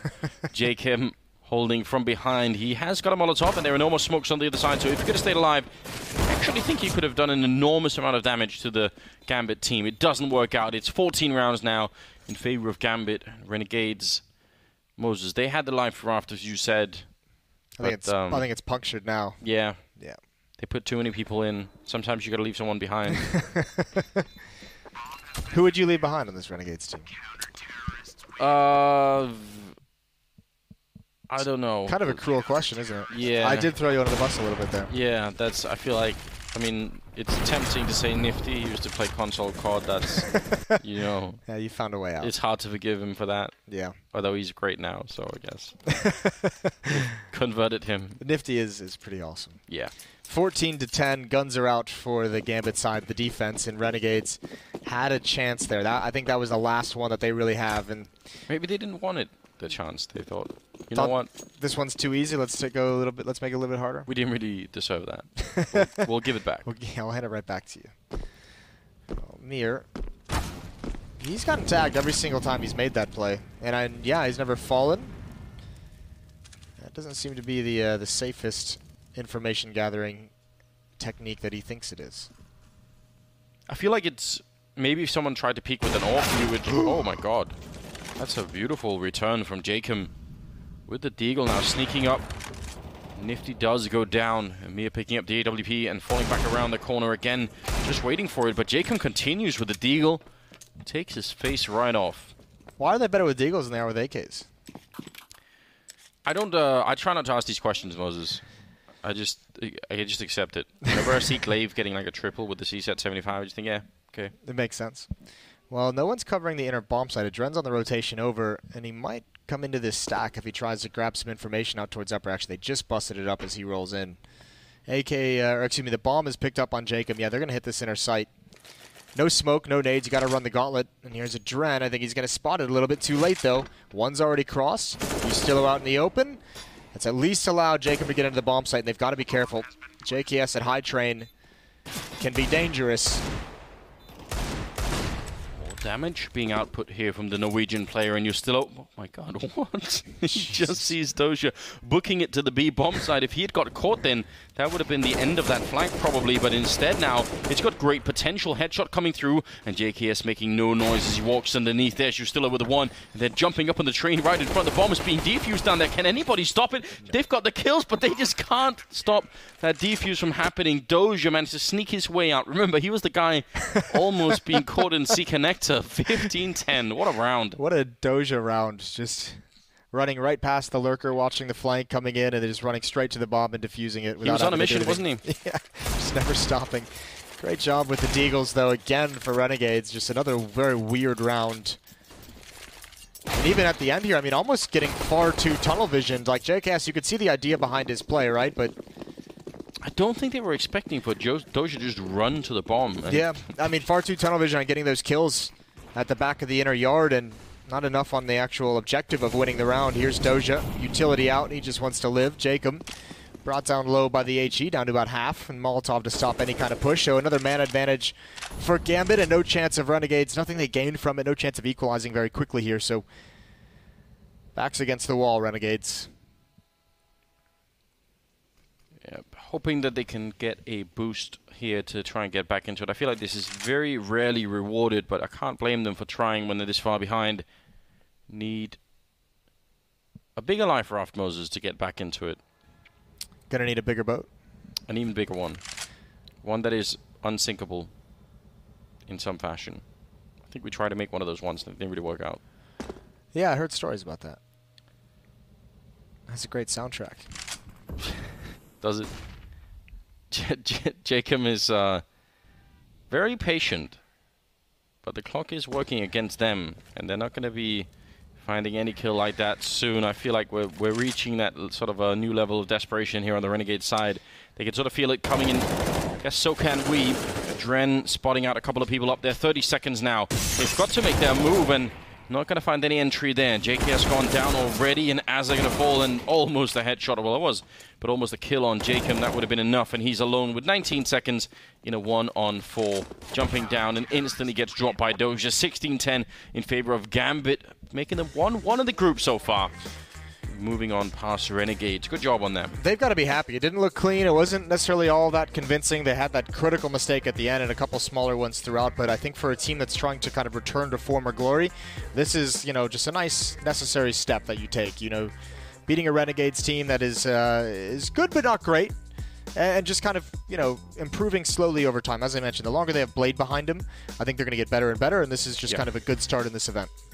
Yeah, it was an enjoyable match. We'll just forget about that 1-2 versus 5, I think. And that was ugly. That really pissed me off. I'm not going to lie. That made me so angry. Erase it from history. I was very tilted. But, apart from that, they were looking good. And just I think especially that T side made me really happy. Great trade fragging and great fundamental Counter-Strike. Especially because they started into it slow, didn't they? They started into it very, very slow, and they kind of came alive towards the end and figured it out, And that's cool to see, overcoming adversity as well. I liked, the performance out of Mo, obviously 27 kills for him. At Dren was the big one for me. He was kind of my selling point on predicting Gambit to win. It was just because of how good Dren looked yesterday, and he delivered as well with 22. Yeah. So the stars of Gambit looking better at this event than we've seen previously. Absolutely, they are. Now we've got Freya with us, so one of the players. Thank you, guys. Yes, I'm actually managed to grab a Dren from the winning side, Gambit. So that was a very important win for you guys to get under your belt. What was the team's mentality like coming off of the loss yesterday into this game? We didn't focus on the loss that we lost yesterday. So we tried to find our game on this tournament because we felt a little bit shaky on the first game. We didn't do our game, our strats, what we prepared for. And today we just really wanted to focus on our game and how we're playing it, and just tried to find our game, and that worked. Yeah, because last time you faced Renegades, which was a couple of months ago, you actually won against them. Did this give you more confidence coming into this match? We don't look that we won last time because team can prepare well and they can boot camp and they can beat us. Every team can beat us right now. So we didn't look at the previous games. So we're just looking like the future games or future like right now. So just going back to the first half of that match, it seemed like round 10 was a point where it kind of turned for you. Do you feel like you kind of found your momentum here? First half was kind of lost for the first 15 minutes. Because after that, we just tried to play slow and just find our game. And somehow we managed to win 8 rounds. As Anders and Moses just said, you had an incredible game. What enables this strong performance? I don't know, just maybe focus on game and that's all. I just briefly want to talk about your new addition, Mer. He was added to the team, I believe, 2-3 months ago. What did you hope that he would bring to the team? I hope he's going to bring us more firepower, and he needs more confidence right now because he needs more experience playing with us. So this is the main thing for him right now. So just looking to the future, to tomorrow's game, you're in a much stronger position with that one win under your belt. What are you going to be focusing on as a team? We're just going to play like we played today and just try to focus on our game. Thank you very much. We're going to head back over to the analyst desk. Thank you so much. That was Freya, the Slayer, and Adren. And Chad, you're nodding along. You feel like Adren was speaking the truth there. Yeah, especially about Mia, right? In the sense that he was the best player in Vega Squadron when he was on that roster. But coming over to Gambit, I don't think he's met his full potential yet. And you have to consider that Vega Squadron, they weren't a top dog in that region, even though they did have impact at the major. Now he's playing in a team with 1.6 legends like Adren, like Dozier, obviously Hobbit and Mo. They won the major last year. So these are his idols in some regards. So maybe, a bit of nerves, has to have a bit more confidence, play a little bit more brazenly. We might get an even better looking Gambit. Because he's not without the ability. And it's a conversation, of course, we'll have when we do see Gambit's next game. We want to focus more on Train and how things did transpire there. Because, my goodness, as always, get Renegades close but no cigar, Jacob. There was a lot of times where Chet were outbursting, They don't deserve to win. Doesn't sound like me. No, that sounds like you. There was a lot of times where you felt, or I felt too, by watching them. The Renegades made some silly mistakes, some mistakes that a team on their level and a team with their experience not necessarily should make. Individual plays as well, nifty, not shoulder peeking when it's needed, and in general, just another testament to how Renegades have fallen from. It was never like grace. Renegades being a good team. It was never like Renegades being a top 5 team in the world, but there was potential, and you actually started to believe in them when they brought in JGM and had a good run in the ESL Pro League season for two seasons ago. For now, though, it's just been a complete team in disarray, and once again, they just show against that a team like Gambit is a team that you should be able to beat in current state if you want to do anything in a major like this. Sure, if they wanted a chance to be one of those teams we considered on the cusp, then this is one of those games that should be a gimme. Now they drop down to the 0 and 2, and they have to do a reverse sweep within the Swiss system, right? Which is not any easy feat when the likes of Rogue are firing and they're showing that they can be competitive. Spirit doing better than we were expecting as well. It's a tougher task for these guys moving forward. Now, I just wanted to point out something here that I think that game should have been closed out a lot quicker by Gambit. You still had a couple of nice rounds there to keep them in towards that inner bomb site. Some questionable decisions by Gambit as well. Not going for retakes versus pistols. It's like, what's going on here, guys? You can probably finish this one now. Daps was watching backstage and he was actually saying, you know, in retake servers, it actually kicks you if you don't. If you do what they're doing, you get kicked from the retake server. I think people may have seen what we were talking about with the unorthodox style as well. They just play look, I say it and I make it seem like it's every single round. It's not every single round. It's just more often than not that you do see them playing a little bit more reserved and finding kills in scenarios which most teams necessarily would be maybe up close. They'd have a different setup. Kind of reminiscent of an old Tyloo. The way Tyloo used to play their CT sides. Do you remember when they used to play like super passive on sites? Oh, like on Cobblestone, for example, that setup they had on B. Statue and Coop. The plan was not to be there. You know, just see what happens. Maybe they left it open. Anyway, head to head. Let's bring it up because it's brought to you by Predator, which is in cinemas September 14th. We do have Nifty and Mo, and you talked about. I mean, I'm so glad Mo was brought up in that head to head, Jacob, because he had a. What do you call it in Australia, Chad? A ball terror? Yeah, that one works. It's good to see, and he had one yesterday as well, so it's really a good sign for Gambit this time around that Mo is fired up, because he needs to be a catalyst behind his team. We haven't seen Adrian, we haven't seen Hobbit play up to the potential that they've had in a while, so if they can't do it, then Mo has to be the guy. I mean, from what Gambit have done so far, losing an OT game to Tyloo, they should have won, and now winning against Renegades fairly comfortable, makes me and gives me a sense that this Gambit team have a decent chance of making it to the next stage of the major. Yeah, I just had the thought then, which has just come to me, and I don't know why it took so long, but the biggest brain was not in the server, and that was obviously Blade, right? That two teams without a dedicated, well, I'm not saying Nifty's not dedicated, but a traditional in-game leader. I hope we don't completely move away from that. I'm still a purist in that regard. I would like if we still had like a strong in-game leader in the server, but Blade, that's the type of team that he can read like a book. Yeah, and he certainly did. And Gambit do take the win. We'll give you the updated standings now for our second day here at the FACEIT Major. And you can see where that's left us. A couple of teams already locked in themselves. That 2-0, you can see NIP, Vega Squadron, Team Liquid, and Astralis are sitting at 2-0 now. And we're heading into that 0-1 with 0-2 now for Renegades. Yeah, just in case people have only joined us now, tomorrow when the seeding is done with the Swiss with a twist, we won't pronounce the name, it sounds like something else. Basically, they will, however they've fared so far in the tournament, and their opponents will reseed them. Yeah. Do you want to say the name of it? Buckhole. Oh, you've actually made it worse. He made it much worse. Yes, he made it worse. Buckholt's system, it's a mastermind himself came up with the system. Basically, as Chad says, we will have them reseeded once we get those 2 games played for everyone. So you play according to the success of the opponents that you beat or lost to. Still, let's have a little look. Epics.gg, of course, a quick reminder, one of the sponsors that you can go ahead and get the FACEIT London digital cards, and you can collect, trade, and share your favourite CSGO stars. All right, we're going to take a break. North are now stepping into the ring versus Team Spirit, and this is a loser's game. Who's going to go 0-2? We'll find out after the break.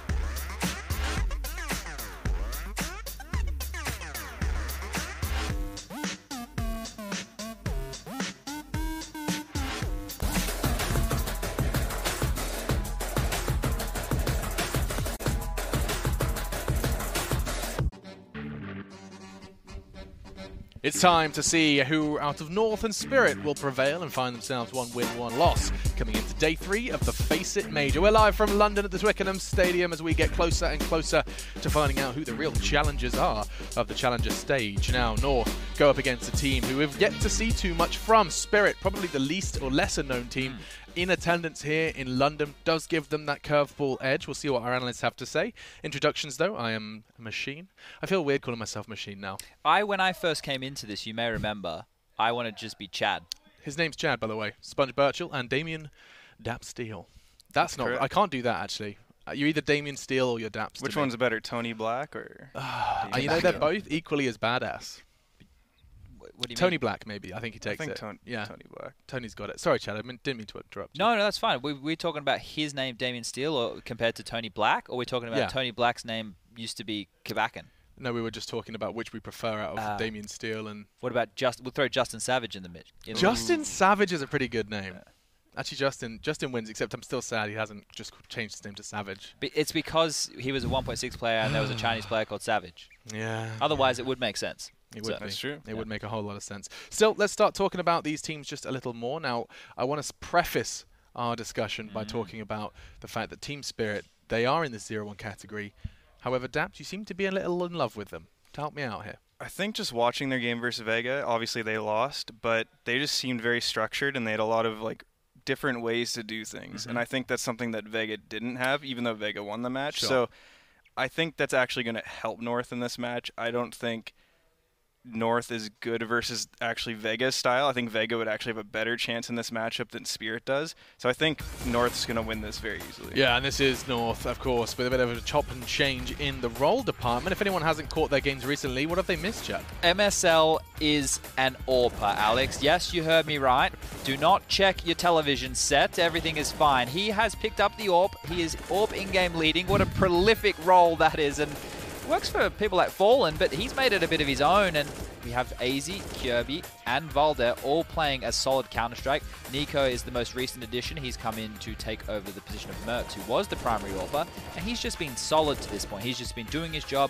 Nothing too flashy thus far, and it's just this team is kind of getting back to a point where we expect them to be. Potentially what they needed, though. Potentially they did just need Mr. Consistent. Yeah, I think it's gone out the window that MSL can run a team, or at least a T-side format with a star AWPer, right? He's run teams in the past with 5 riflers and it's been okay. Now he tried with a star AWPer, it didn't work, and now he's gone, let me show you how it's done, picking up the big green himself. Yes, these rosters are presented to you by dreamteam.gg, but no star AWPer needed when MSL has been absolutely swifty with it. Fantastic work from him, of course, lifting the trophy over in Stockholm just a week ago. 4 days ago.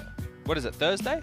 So I keep saying a week ago. Yeah, you're right. 4 days ago that they were crowned the DreamHack Masters Stockholm champions by beating Astralis, the best team in the world, and their countrymen in what was a derby for the ages. And you think about this, they haven't even had a chance to finish celebrating, right?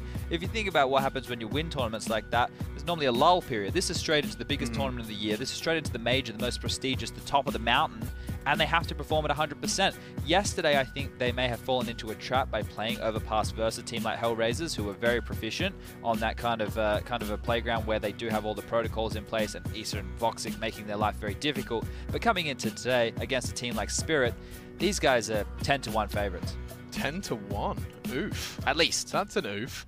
And then up against them, it is Team Spirit. A lot of people doubting what they are capable of, but still somewhat of an unknown entity, which does, to some extent, Daps, give them an advantage. Do you always feel a little bit of a weird vibe going up against a team you truly are unfamiliar with? Yeah, so to touch on Chad's point of just North winning and not really having time to celebrate about it, I think it could actually be a negative that they won, because now their expectations are through the roof, and they also didn't prepare sort of like Liquid did by missing both of those events before this major. So I think Spirit has nothing to lose, and they also played some good Counter-Strike aside from their CT side Mirage, which was terrible. But I think you're going to be looking at Dav Koss, who's their AWPer. He looked pretty impressive yesterday at points, Coldy as well, and SYD, or Someday Young. That's such a fun name, isn't it? It is. It feels like he's listening to the music when the OC was one of the most popular TV shows. No, it doesn't. It sounds like he's listening to, like... The OC. Orange County, mate. It was a great... metal. black metal, you think? Yeah, that's what I think. Heavy metal. Yeah, I think so. Some It's Bring got Me the like some Horizon or Suicide something. Silence on there. I want to just build on that Davkos point. Davkos used to play for Flipside as a stand-in, and then I think he actually moved to the roster as a full-time member. But the reason he played as a stand-in was that was when Simple was still banned by ESL, I believe, and couldn't play in tournaments. And he was standing in and trying to fill that role. So yesterday when I was watching him move around with the AWP and get relatively aggressive, I was like, hey, you want to fill those shoes that you once had to wear. Yeah, boys got moves for sure. And now we talk of Davkos. He's actually featured in our head-to-head, which is brought to you by The Predator, movie in cinemas soon. But we have Valda and Davkos head-to-head, and I do love talking about Valda. I've only heard positive things about Valda from others. I mean, everyone seems to believe he's the kind of a perfect fit for this role within any team. He's a very nice guy, first of all. Let's get that up. All right, he's a nice guy. As we move forward, he's a rock, and he obviously played in Heroic, and he was a very stable player, and then got the chance to upgrade and play in North, who was seen as the bigger brother of that squad, and he's still been solid. For a while there, when North had Mertz in the team trying to find their feet, Valda was the best player. He was the star player. He was doing it all. But now that AZ and Kyobi are filling their roles out a little bit better, he can go back to that, more bomb site anchor, more retake heavy style of play. I think it's the consistency which is often brought up, and I think a lot of people's opinion is that it's finding consistency in a player is invaluable. I mean, it seems to be a very sought after trait within a player, Dabs. Yeah, I think consistency is a thing that a lot of teams are trying to find. Obviously, the top 5 teams are fairly consistent, and you have a lot of players that have high peaks, probably in like the top 20, even top 30 to an extent. There's players that can hit that high peak, but getting to that consistent level is what wins you tournaments, and it's what keeps you at a consistently high level. I'm sure it makes calling a lot easier, but we are moving into the veto. Looks like they feel wounded from their loss yesterday on Overpass, getting rid of that in the first phase. I'll point it out again for any new viewers. North of the high seed here. Oh no, they would have done a coin toss because they're both loser teams, but North have selected to go with the A team, or whichever have selected. North is the A team. Yes. Which means they will decide the map, and Spirit will get to pick the side. Oh, what have we got left here? Hang on, Nuke still in the pool. It's kind of surprising to me that Overpass was banned. They did play each other. I looked back in a Belo Horizonte qualifier a long time ago, and North actually won 16-2 on Overpass. Ooh. So I'm kind of surprised to see. Well, Nuke's such a good map for North. Yeah, but Spirit must be willing. Like, there is a reason we're going here, especially as the underdogs. You're letting it go to Nuke versus North? They're 2-5 in the past 3 months on Nuke, and North is 1-1 in the past 3 months on Nuke. So not a lot to really look but at there. North isn't, like, all Danish teams are pretty good on Nuke. That's kind of the narrative, right? That's kind of what goes on in Denmark. Yeah, and we're going to be finding out what goes on in the server. Prediction time, gentlemen. Is anybody rolling the dice? Even Team Spirit's #1 fanboy, El Daparino. What are you saying? No, it's a North. Convincing, too. 16-5, probably. I love how he gives us a scoreline. Let's play his game. I think that Spirit are definitely going to have structure, which they showed on Mirage, so they'll have the set strats down. It's just how they can play in the mid-rounds. I don't have any issues seeing them get secret control. I think they can get 8 rounds on the board. Okay, so we've got, what did you say, 5? Yeah. 8. The closest gets a bottle of room temperature water that I have under my desk. Oh, okay. I'll take it. Yeah, okay. 8, 5, 8. I'm going to say 12. Wow, you're giving them 12. Because Spirit have got the spirit. Yeah. That's right. That's what I'm here for. Top tier analysis. And with that said, we'll head over to the people that love the sound of their own voice, but also provide so very much analysis. It's my gorgeous friends, Jason Moses O'Toole and Anders Bloom. Seems like a fun little contest. I'll get into that. I'll throw in a bottle of chili water. Not cold, but chili. Do you want to explain your prediction of chili water? Sounds like the most awful invention of all time, really. I didn't mean like the pepper. I meant chili, as in cold. Do you want to explain why you picked Spirit? I didn't pick Spirit. That's what you told me. No. Oh, well. You're just lying on camera. Caught lying. It's fake news. Here we go. It's an outrage. Listen, I'll get somebody on that. I mean, as much fun as it would be, I just don't see a way that North can lose this game. I don't either, but we do have the Upcomer app, upcomer.com, if you want to vote on who is going to win this game. You can check that out. 94%. Yeah. Oh my god. That's beautiful. That's a lot more. You're part of the 6%. Not quite at the 1% yet, but your 6% is still pretty good. Yeah, and we can't do any political campaigns, but we'll get there eventually. Yeah, I think, I don't know, I mean, Nuke is obviously a strange map to be playing in a best of one. We just don't see it too often, do we? Yeah. I don't know. I'm going to have to see what happens here. We did see almost earlier in the day, Rogue almost took down Astralis. I guess anything can happen. That was wild, was it? Yeah, it was really cool. But it didn't. They probably should have, actually. They lost that like 5 versus 2 or 4 versus 2 or something crazy. So, best of ones are really strange. And I mean, the desk brought it up as well. Just the fact that we don't have that much intel on your enemies, it can be a little bit strange. And I mean, North have just figured out how to play against really high-level teams. And now they're going to be playing some other form of Counter-Strike that they probably are not that familiar with. Things are going to get weird. Yeah, things are going to get weird. Yeah. Things are going to get, they're not going to make sense too often. You don't know why this guy's attacking through the smoke at this point in the round. You just don't have a great feel for when the amount of pressure is going to come. We've talked about this a number of times. I do think that against this kind of a team, you do need to kind of, let the individuals play a little bit more by instinct. Yeah. It seems a little bit counterintuitive to a degree, but you do kind of want to let people focus on like the new experiences that they're going to have. Trust the players to make the right decisions. Yeah, I mean, whatever system you're normally playing in, it does sort of assume that the other side is going to be playing a brand of Counter-Strike that you're used to seeing.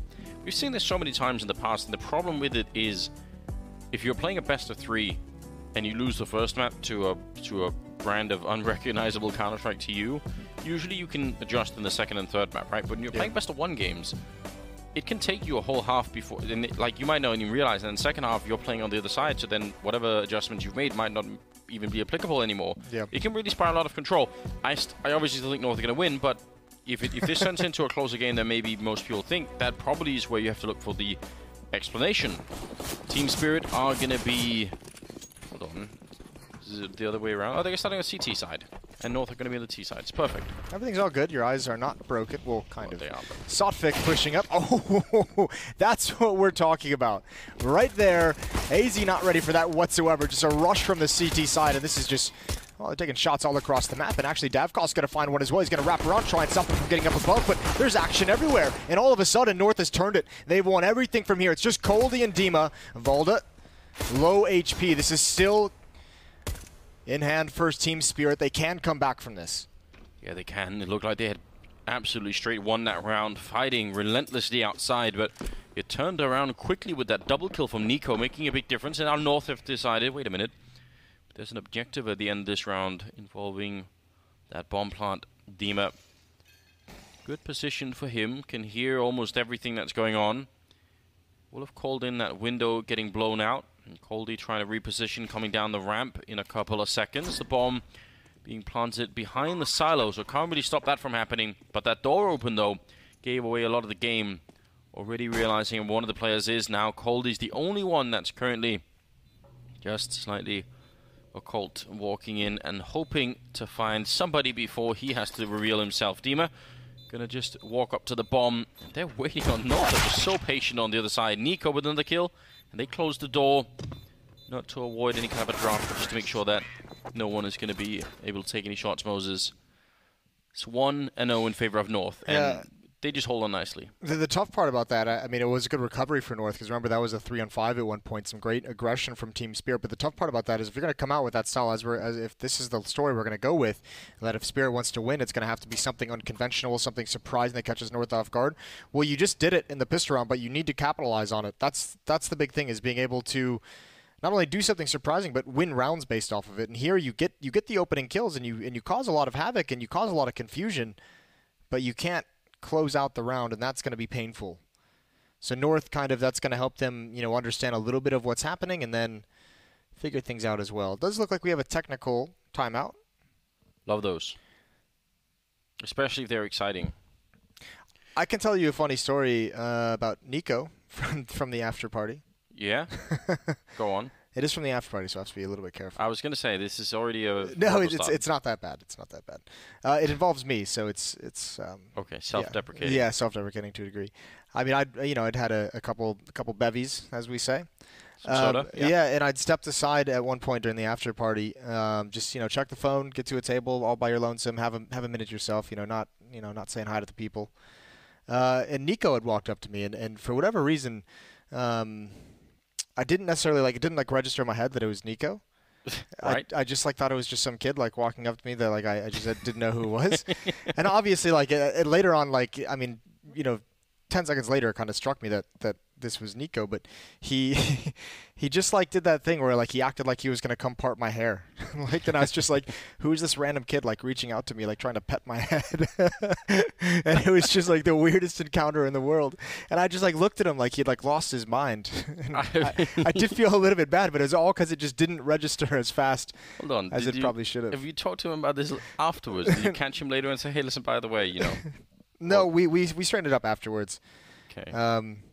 That's good news, I suppose. Yeah, but for about 10 to 15 seconds, I was just I feel like this is just happening? A great view into the world of a bald person, Moses. The kind of challenges you have to face. The things I have to deal with. The kind of stuff you have to overcome.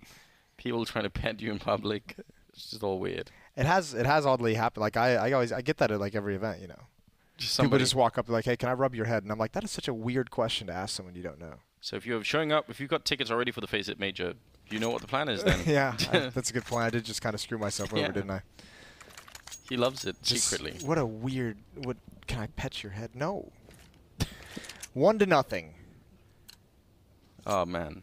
Well, yeah, I love to keep going down that line. I really would, but we've been interrupted by the game, which is now back. Spirit losing the pistol in spite of some pretty interesting aggression, and now blowing up the door and running straight out. This is something you can do when you know the enemy team is not going to have any grenades on the other side, the CT side defending. Later on, it becomes more of a problem, though, when there's going to be Molotovs in front and everything else, but I kind of like this call from North anyway. AZ holding over the Mac 10. They've got 2 people very low, and they're holding for the bomb plant. Fire, a lot of fire on top. Scout going to drop down on Davkos and Southwick outside, and they're just going to bail out. So, yeah, nice win from North. Even AZ and Nico a little bit low. They should be fine. But I don't think North is going to be able to take these weapons away. 2-0 now. What do you think the score is going to be? We had, what, 16-12 from Alex. We had 16-8 from Sponge, and we have 16-5 from Daps. I'm going to go with 16-1 favorite. It's gonna be rocking them. All right. It's going to be that bad. Yeah. I don't know why 1 instead of 0, really. I can't really justify that answer in any way. You got to expect like straight up luck. You'll just luck 1 round into your favor, right? Yeah. 1 awkward round where somebody bumps into each other and it goes horribly wrong. 2-0. Yeah, and I mean another round here where they can't really do much of anything. So expectations are low. I'm really interested to see the first gun round out of Team Spirit of, like, are they going to do something, crazy once they have those M4s, like push up outside, push in towards hut, whatever it might be, or are they going to stay, kind of try and play it a little bit more standard? Are we going to see any kind of a plan out of them, or is it literally going to be this is kind of Team Spirit not super experienced on this map and maybe going for like a pug style? Ooh, a lot of people peeking AC. He must be feeling slightly uncomfortable. You can just call him for backup again. They can't really get rid of him in that corner, but yeah, now they're all showing up. Holdy and SDY. Be the last ones left. The Desco were arguing about whether or not where that name came from is like a metal band, but I was given an immediate association to the Good Die Young, like D12 kind of rap kind of thing. You don't know anything about rap, but it's a good track anyway. I know a little bit about D12. All right. Good stuff. Round number 4 now going to be coming in, and we'll see. There's some weird weapons being picked up. Why are we seeing the Scout and the MP9 when they finally have rifles? I'm so confused. Oh, it gives them more utility. Maybe it was a misbuy of some sort? Maybe he dropped... I don't know. Yeah, I couldn't tell you. Either way, yeah, the utility for SDY, that one makes sense. The Scout is the one that's making me scratch my head. He's got 1,300 left in the bank after that Scout purchase. We'll see. It's one of those typical, like, dodgeballs. It's a bold strategy. See how it plays out for him. Very, very bold. I mean, this is the first big chance you have of making an impact in this best of 1. Being on the CT side of Nuke, you've really got to make this one work. The classic wall of smokes allowing North to cover behind there and just get down towards Secret. Random shots being put through. Got to be a bit quicker than this. I mean, that smoke's going to go up any second now. You don't want to get caught when it's just fading. That smoke is going to indicate aggression in towards hut for AZ. He's about to get caught if he's not careful. Nades out in his hands. They haven't pushed all the way through. Now he should be able to hear the footsteps. He's not ready for it. Probably communicating. His teammates are wrapping around below. Dima is waiting. This is going to be a tough take at this lower bomb site. Nico, it looks like he's going to open the doors and look for this exact position, but all the meanwhile, the longer this takes, the more people are going to rotate in, and there's Sutphic. He comes down, 2 kills, and there's Dima. That's perfect. And MSL, he's feeling lonely inside of the vents, and he can take some guns away. I think that's the only important thing that he can do from here. 30 seconds. Yeah, there really is not much hope outside of that. So just going to be crouching on in. I think he did get spotted. Good enough kill there on Dima, but that, of course, with the scout will take care of him. And he's going to swap out for an M4. So actually, they steal the AK as well. What a great upgrade round there for Team Spirit. 3-1. And I don't mind all of the initial start there from North. I really hate it when people are holding 1 or 2 people in lobby in this, on the T side. I think it's such an easy way to get overwhelmed. There are 3 entrances into lobby. If you have 1 or 2 people there, that's just, someone having to hold 2 angles. It doesn't always work that well. Lobby crutches can be effective if surprising, and we're going to get another technical timeout, it looks like, or at least a restart of the round, both teams sticking around in spawn. So that's cool. First gun round. I would love to hear the logic behind those buys from the Spirit guys at some point. The buy of the Scout when you have 1,300 left. Yeah, I don't... I believe it could have been a mistake. Maybe we'll just accept that for now. And yeah, it could have been just been a mistake. But yeah, what a great way to begin with your Spirit. That 4th round, I mean, you always know you're going to be under so much pressure, and then, they lost like 1 or 2 people in that round, and that was it. Yep. So, great, yeah. They lost 2, so good job. Upgrade to some AKs, upgrade to the AWP as well. Well done for Spirit. They're on the board early. Going to be a really tough map for them all over. North is not bad on this map by any stretch of the imagination. North is very good on it. Yeah, they are. But as the desk was saying, Spirit are, 5-2 or something? I don't know. They seem to have been on a good run on this map, so... Cool. We might be against lesser competition. I was going to say it's going to be against different. But I mean, I guess it could still give them even just having the feeling that this is a map that we could do pretty good on could make a difference, right? So yeah. That's not too bad at all. Just to bring it back to the after party scenario, now that we're waiting for the tech issues, I actually regularly have this problem in esports just because there are so many people involved and they come from so many different companies and you run into them sometimes like. Once every other year, you'll run into somebody who's a representative of some company that you haven't seen for a long time, and I'm already not good with names in general, and especially not if I'm in the right environment. So a lot of the time people come to talk to me, and they talk to me. You can tell from the way people talk to you that they remember who you are, but you have no idea who they are. So you just have to sort of pretend because you can't say, "Oh yeah, I can't remember you," so you have to just keep pretending. That happens to me regularly. And it's always a bit awkward. Or you could just get it out of the way right at the start, so you don't have to keep pretending. Yeah, but then I feel like I've somehow insulted them. Yeah, it doesn't feel quite right. I probably should do that. Yeah. So listen, no idea who you are. Just. Well, you could phrase it a little bit better, right? You could pretty up that statement. How? What's the? Just say, listen, I remember talking to you last year. I remember having this conversation, but I just can't recall your name at the moment. Can you, just something easy like that? Not You're making it more difficult on yourself, Anders. Next time I'll call for you, Moses. I'll say, help me out. Yeah, that would definitely be a good idea. Be my caretaker at the after party. Yeah, you do need one of those. You might just hire somebody. The technical pause is because of just a keyboard issue. One of the players' keyboards stopped working. Yeah, that's happened to me a couple of times. Just for no good reason. Well, I mean, you probably I imagine you're someone who just rage hits your keyboard. I really don't. I had this problem, and I've probably told this story before, but the thing that I had to overcome in 1.6 really, in terms of team play, was not complaining about rounds that had already been lost like 5 rounds ago.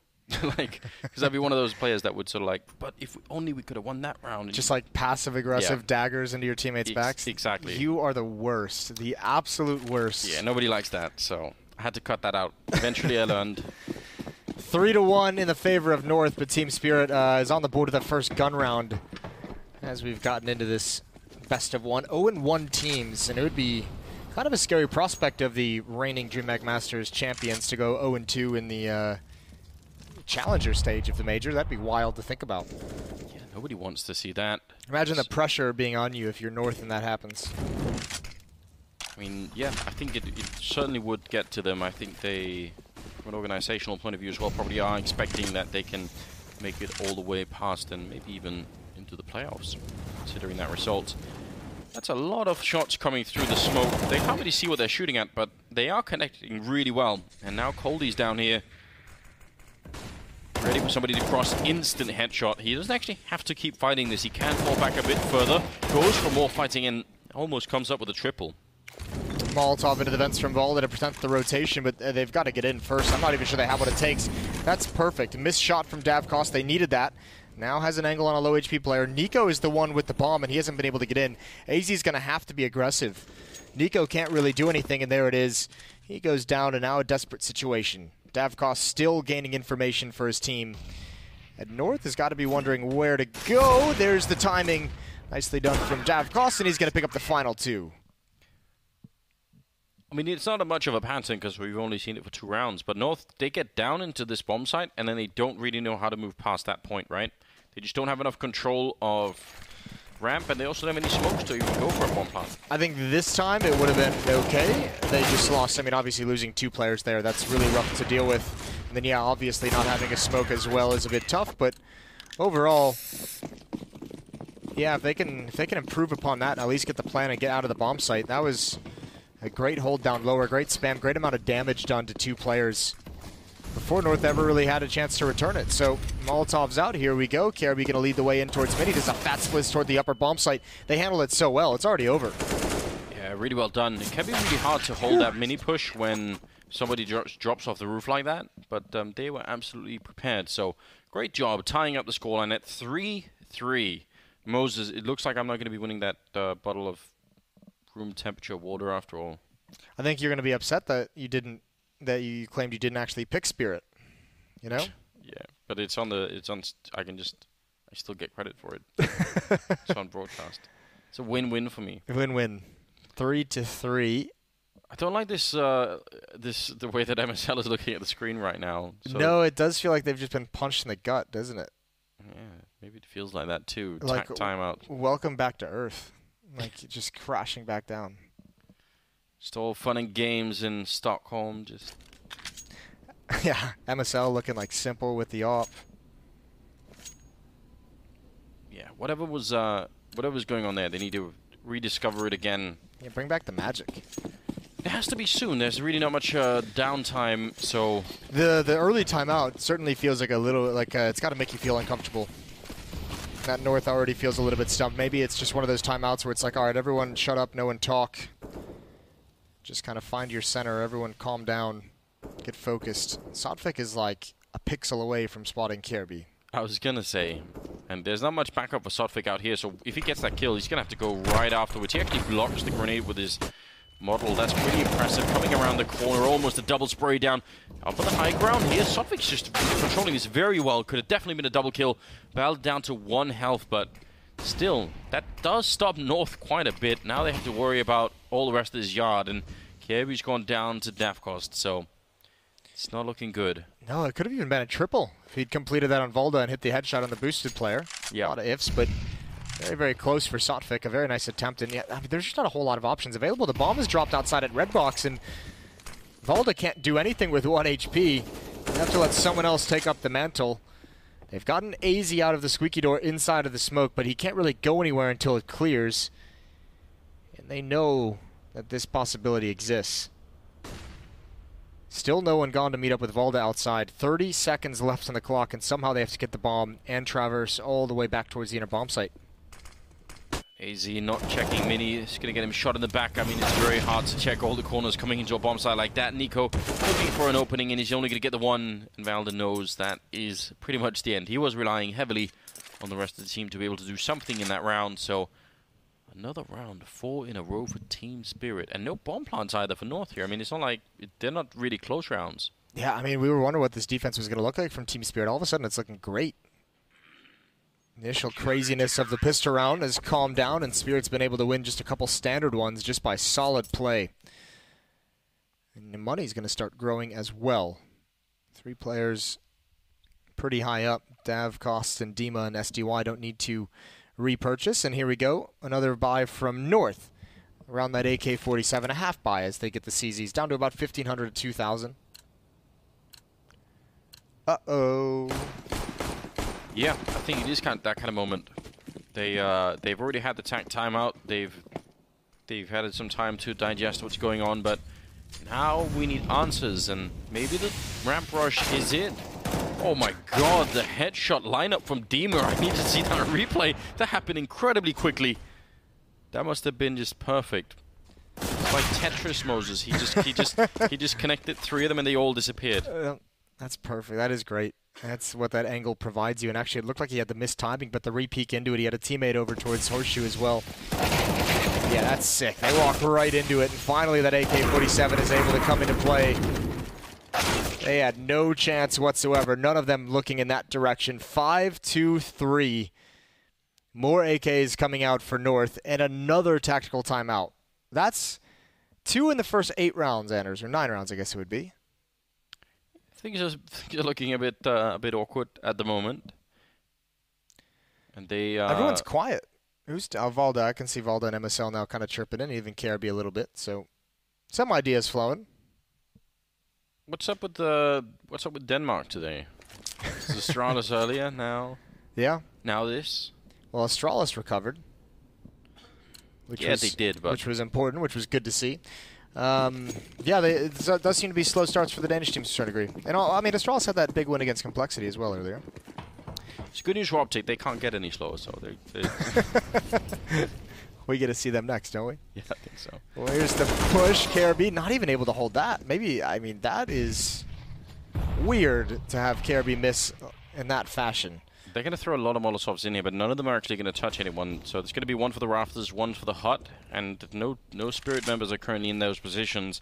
I mean, it still helps in the sense that you have to check those positions, and they're cool Molotovs and all, but ultimately won't make a difference. Oh, that actually lands on the low ground. Really cool stuff, but still instant smoke. And Sotfik going to be taking down MSL, AZ, going down through the vent. Oh no, the bomb is actually down at the end of ramp. Yeah. They are in some trouble. That Molotov is put out with smoke, but I think it's going to really scare them away from going for this. There is a gap in it. Going to follow up smoke from Nico. Is there going to be a timing for Dima to spam through, or Sotfik? He's looking for any indication. He just taps once. All that Molotov goes out as well, and Nico dodges close to everything. Valda provides an opening in the back, but he's traded off by Coldy. And North battling to get any inch, and they keep losing just a player here and there along the way. AZ's going to have to come up vents, and they're both going to be bottlenecked in this choke point. Yeah, very hard to make it around the corner, and even if they do, there are going to be more people waiting. Davkost taking away the bomb once again. He wishes he wasn't on the ladder. Making the headshot. Beautiful one click to take away Davkost. Still so much work to be done on 12 health. He's going to go down to Coldy. 6-3. I don't like the fact that North has gone away from their kind of outside presence. I think they need to return to that with those AK-47s. They need to be able to establish some success in that location. That is just a weird fight that you don't see KRB miss very frequently. Maybe some frustration coming in, and MSL, the only player coming through that smoke. Not sure if that was miscommunicated, but as we always know on this map, and the key to it, as the other Danish team has shown us, is establish success outside, and you can build upon that in every different location. So North cannot shy away from that this early in the half. Oh God. Wow. It's a great wall of smokes, but that's every smoke, isn't it? Yeah, pretty much. They've got one left for the bomb plant, though, on KRB. But that is a lot of damage from a grenade. Dima could get caught if he sticks around, but he gets back around the silo just in time. They're going to be rushing in on him, just crouching and waiting and hoping for backup quickly. MSL will take him down. And now it's a 4-on-5. The bomb going down. North, weirdly in this round, with only have pistols, actually looks like they got one of the best chances to maybe convert another round into a win here and get the 4th one on the board. MSL jumping around the corner, taking down Davkost. More trading following up, and tries to see if he could outsmart Sotfik, who's been playing a pretty good game right now, so not easy at all, but still pick up the AWP and run. That makes sense. So a 4th round for North, and maybe you were right about that outside presence. They have to be able to have success. I think crucially, the other half of that was, we've seen them go outside and get down those stairs pretty safely, all things considered. Some damage taken, not too frequently with losses, but at least now they can get into the bomb site as well. They take out Dima. Curiously, that sole defender in that lower bomb site was pretty deep into the site. There was no early warning system as there has been in the past for Spirit, so they couldn't rotate anyone else down there. Yeah, it's kind of an ungrateful position to be in when you're Dima, because there is just no way you can walk. So either you win the initial fight and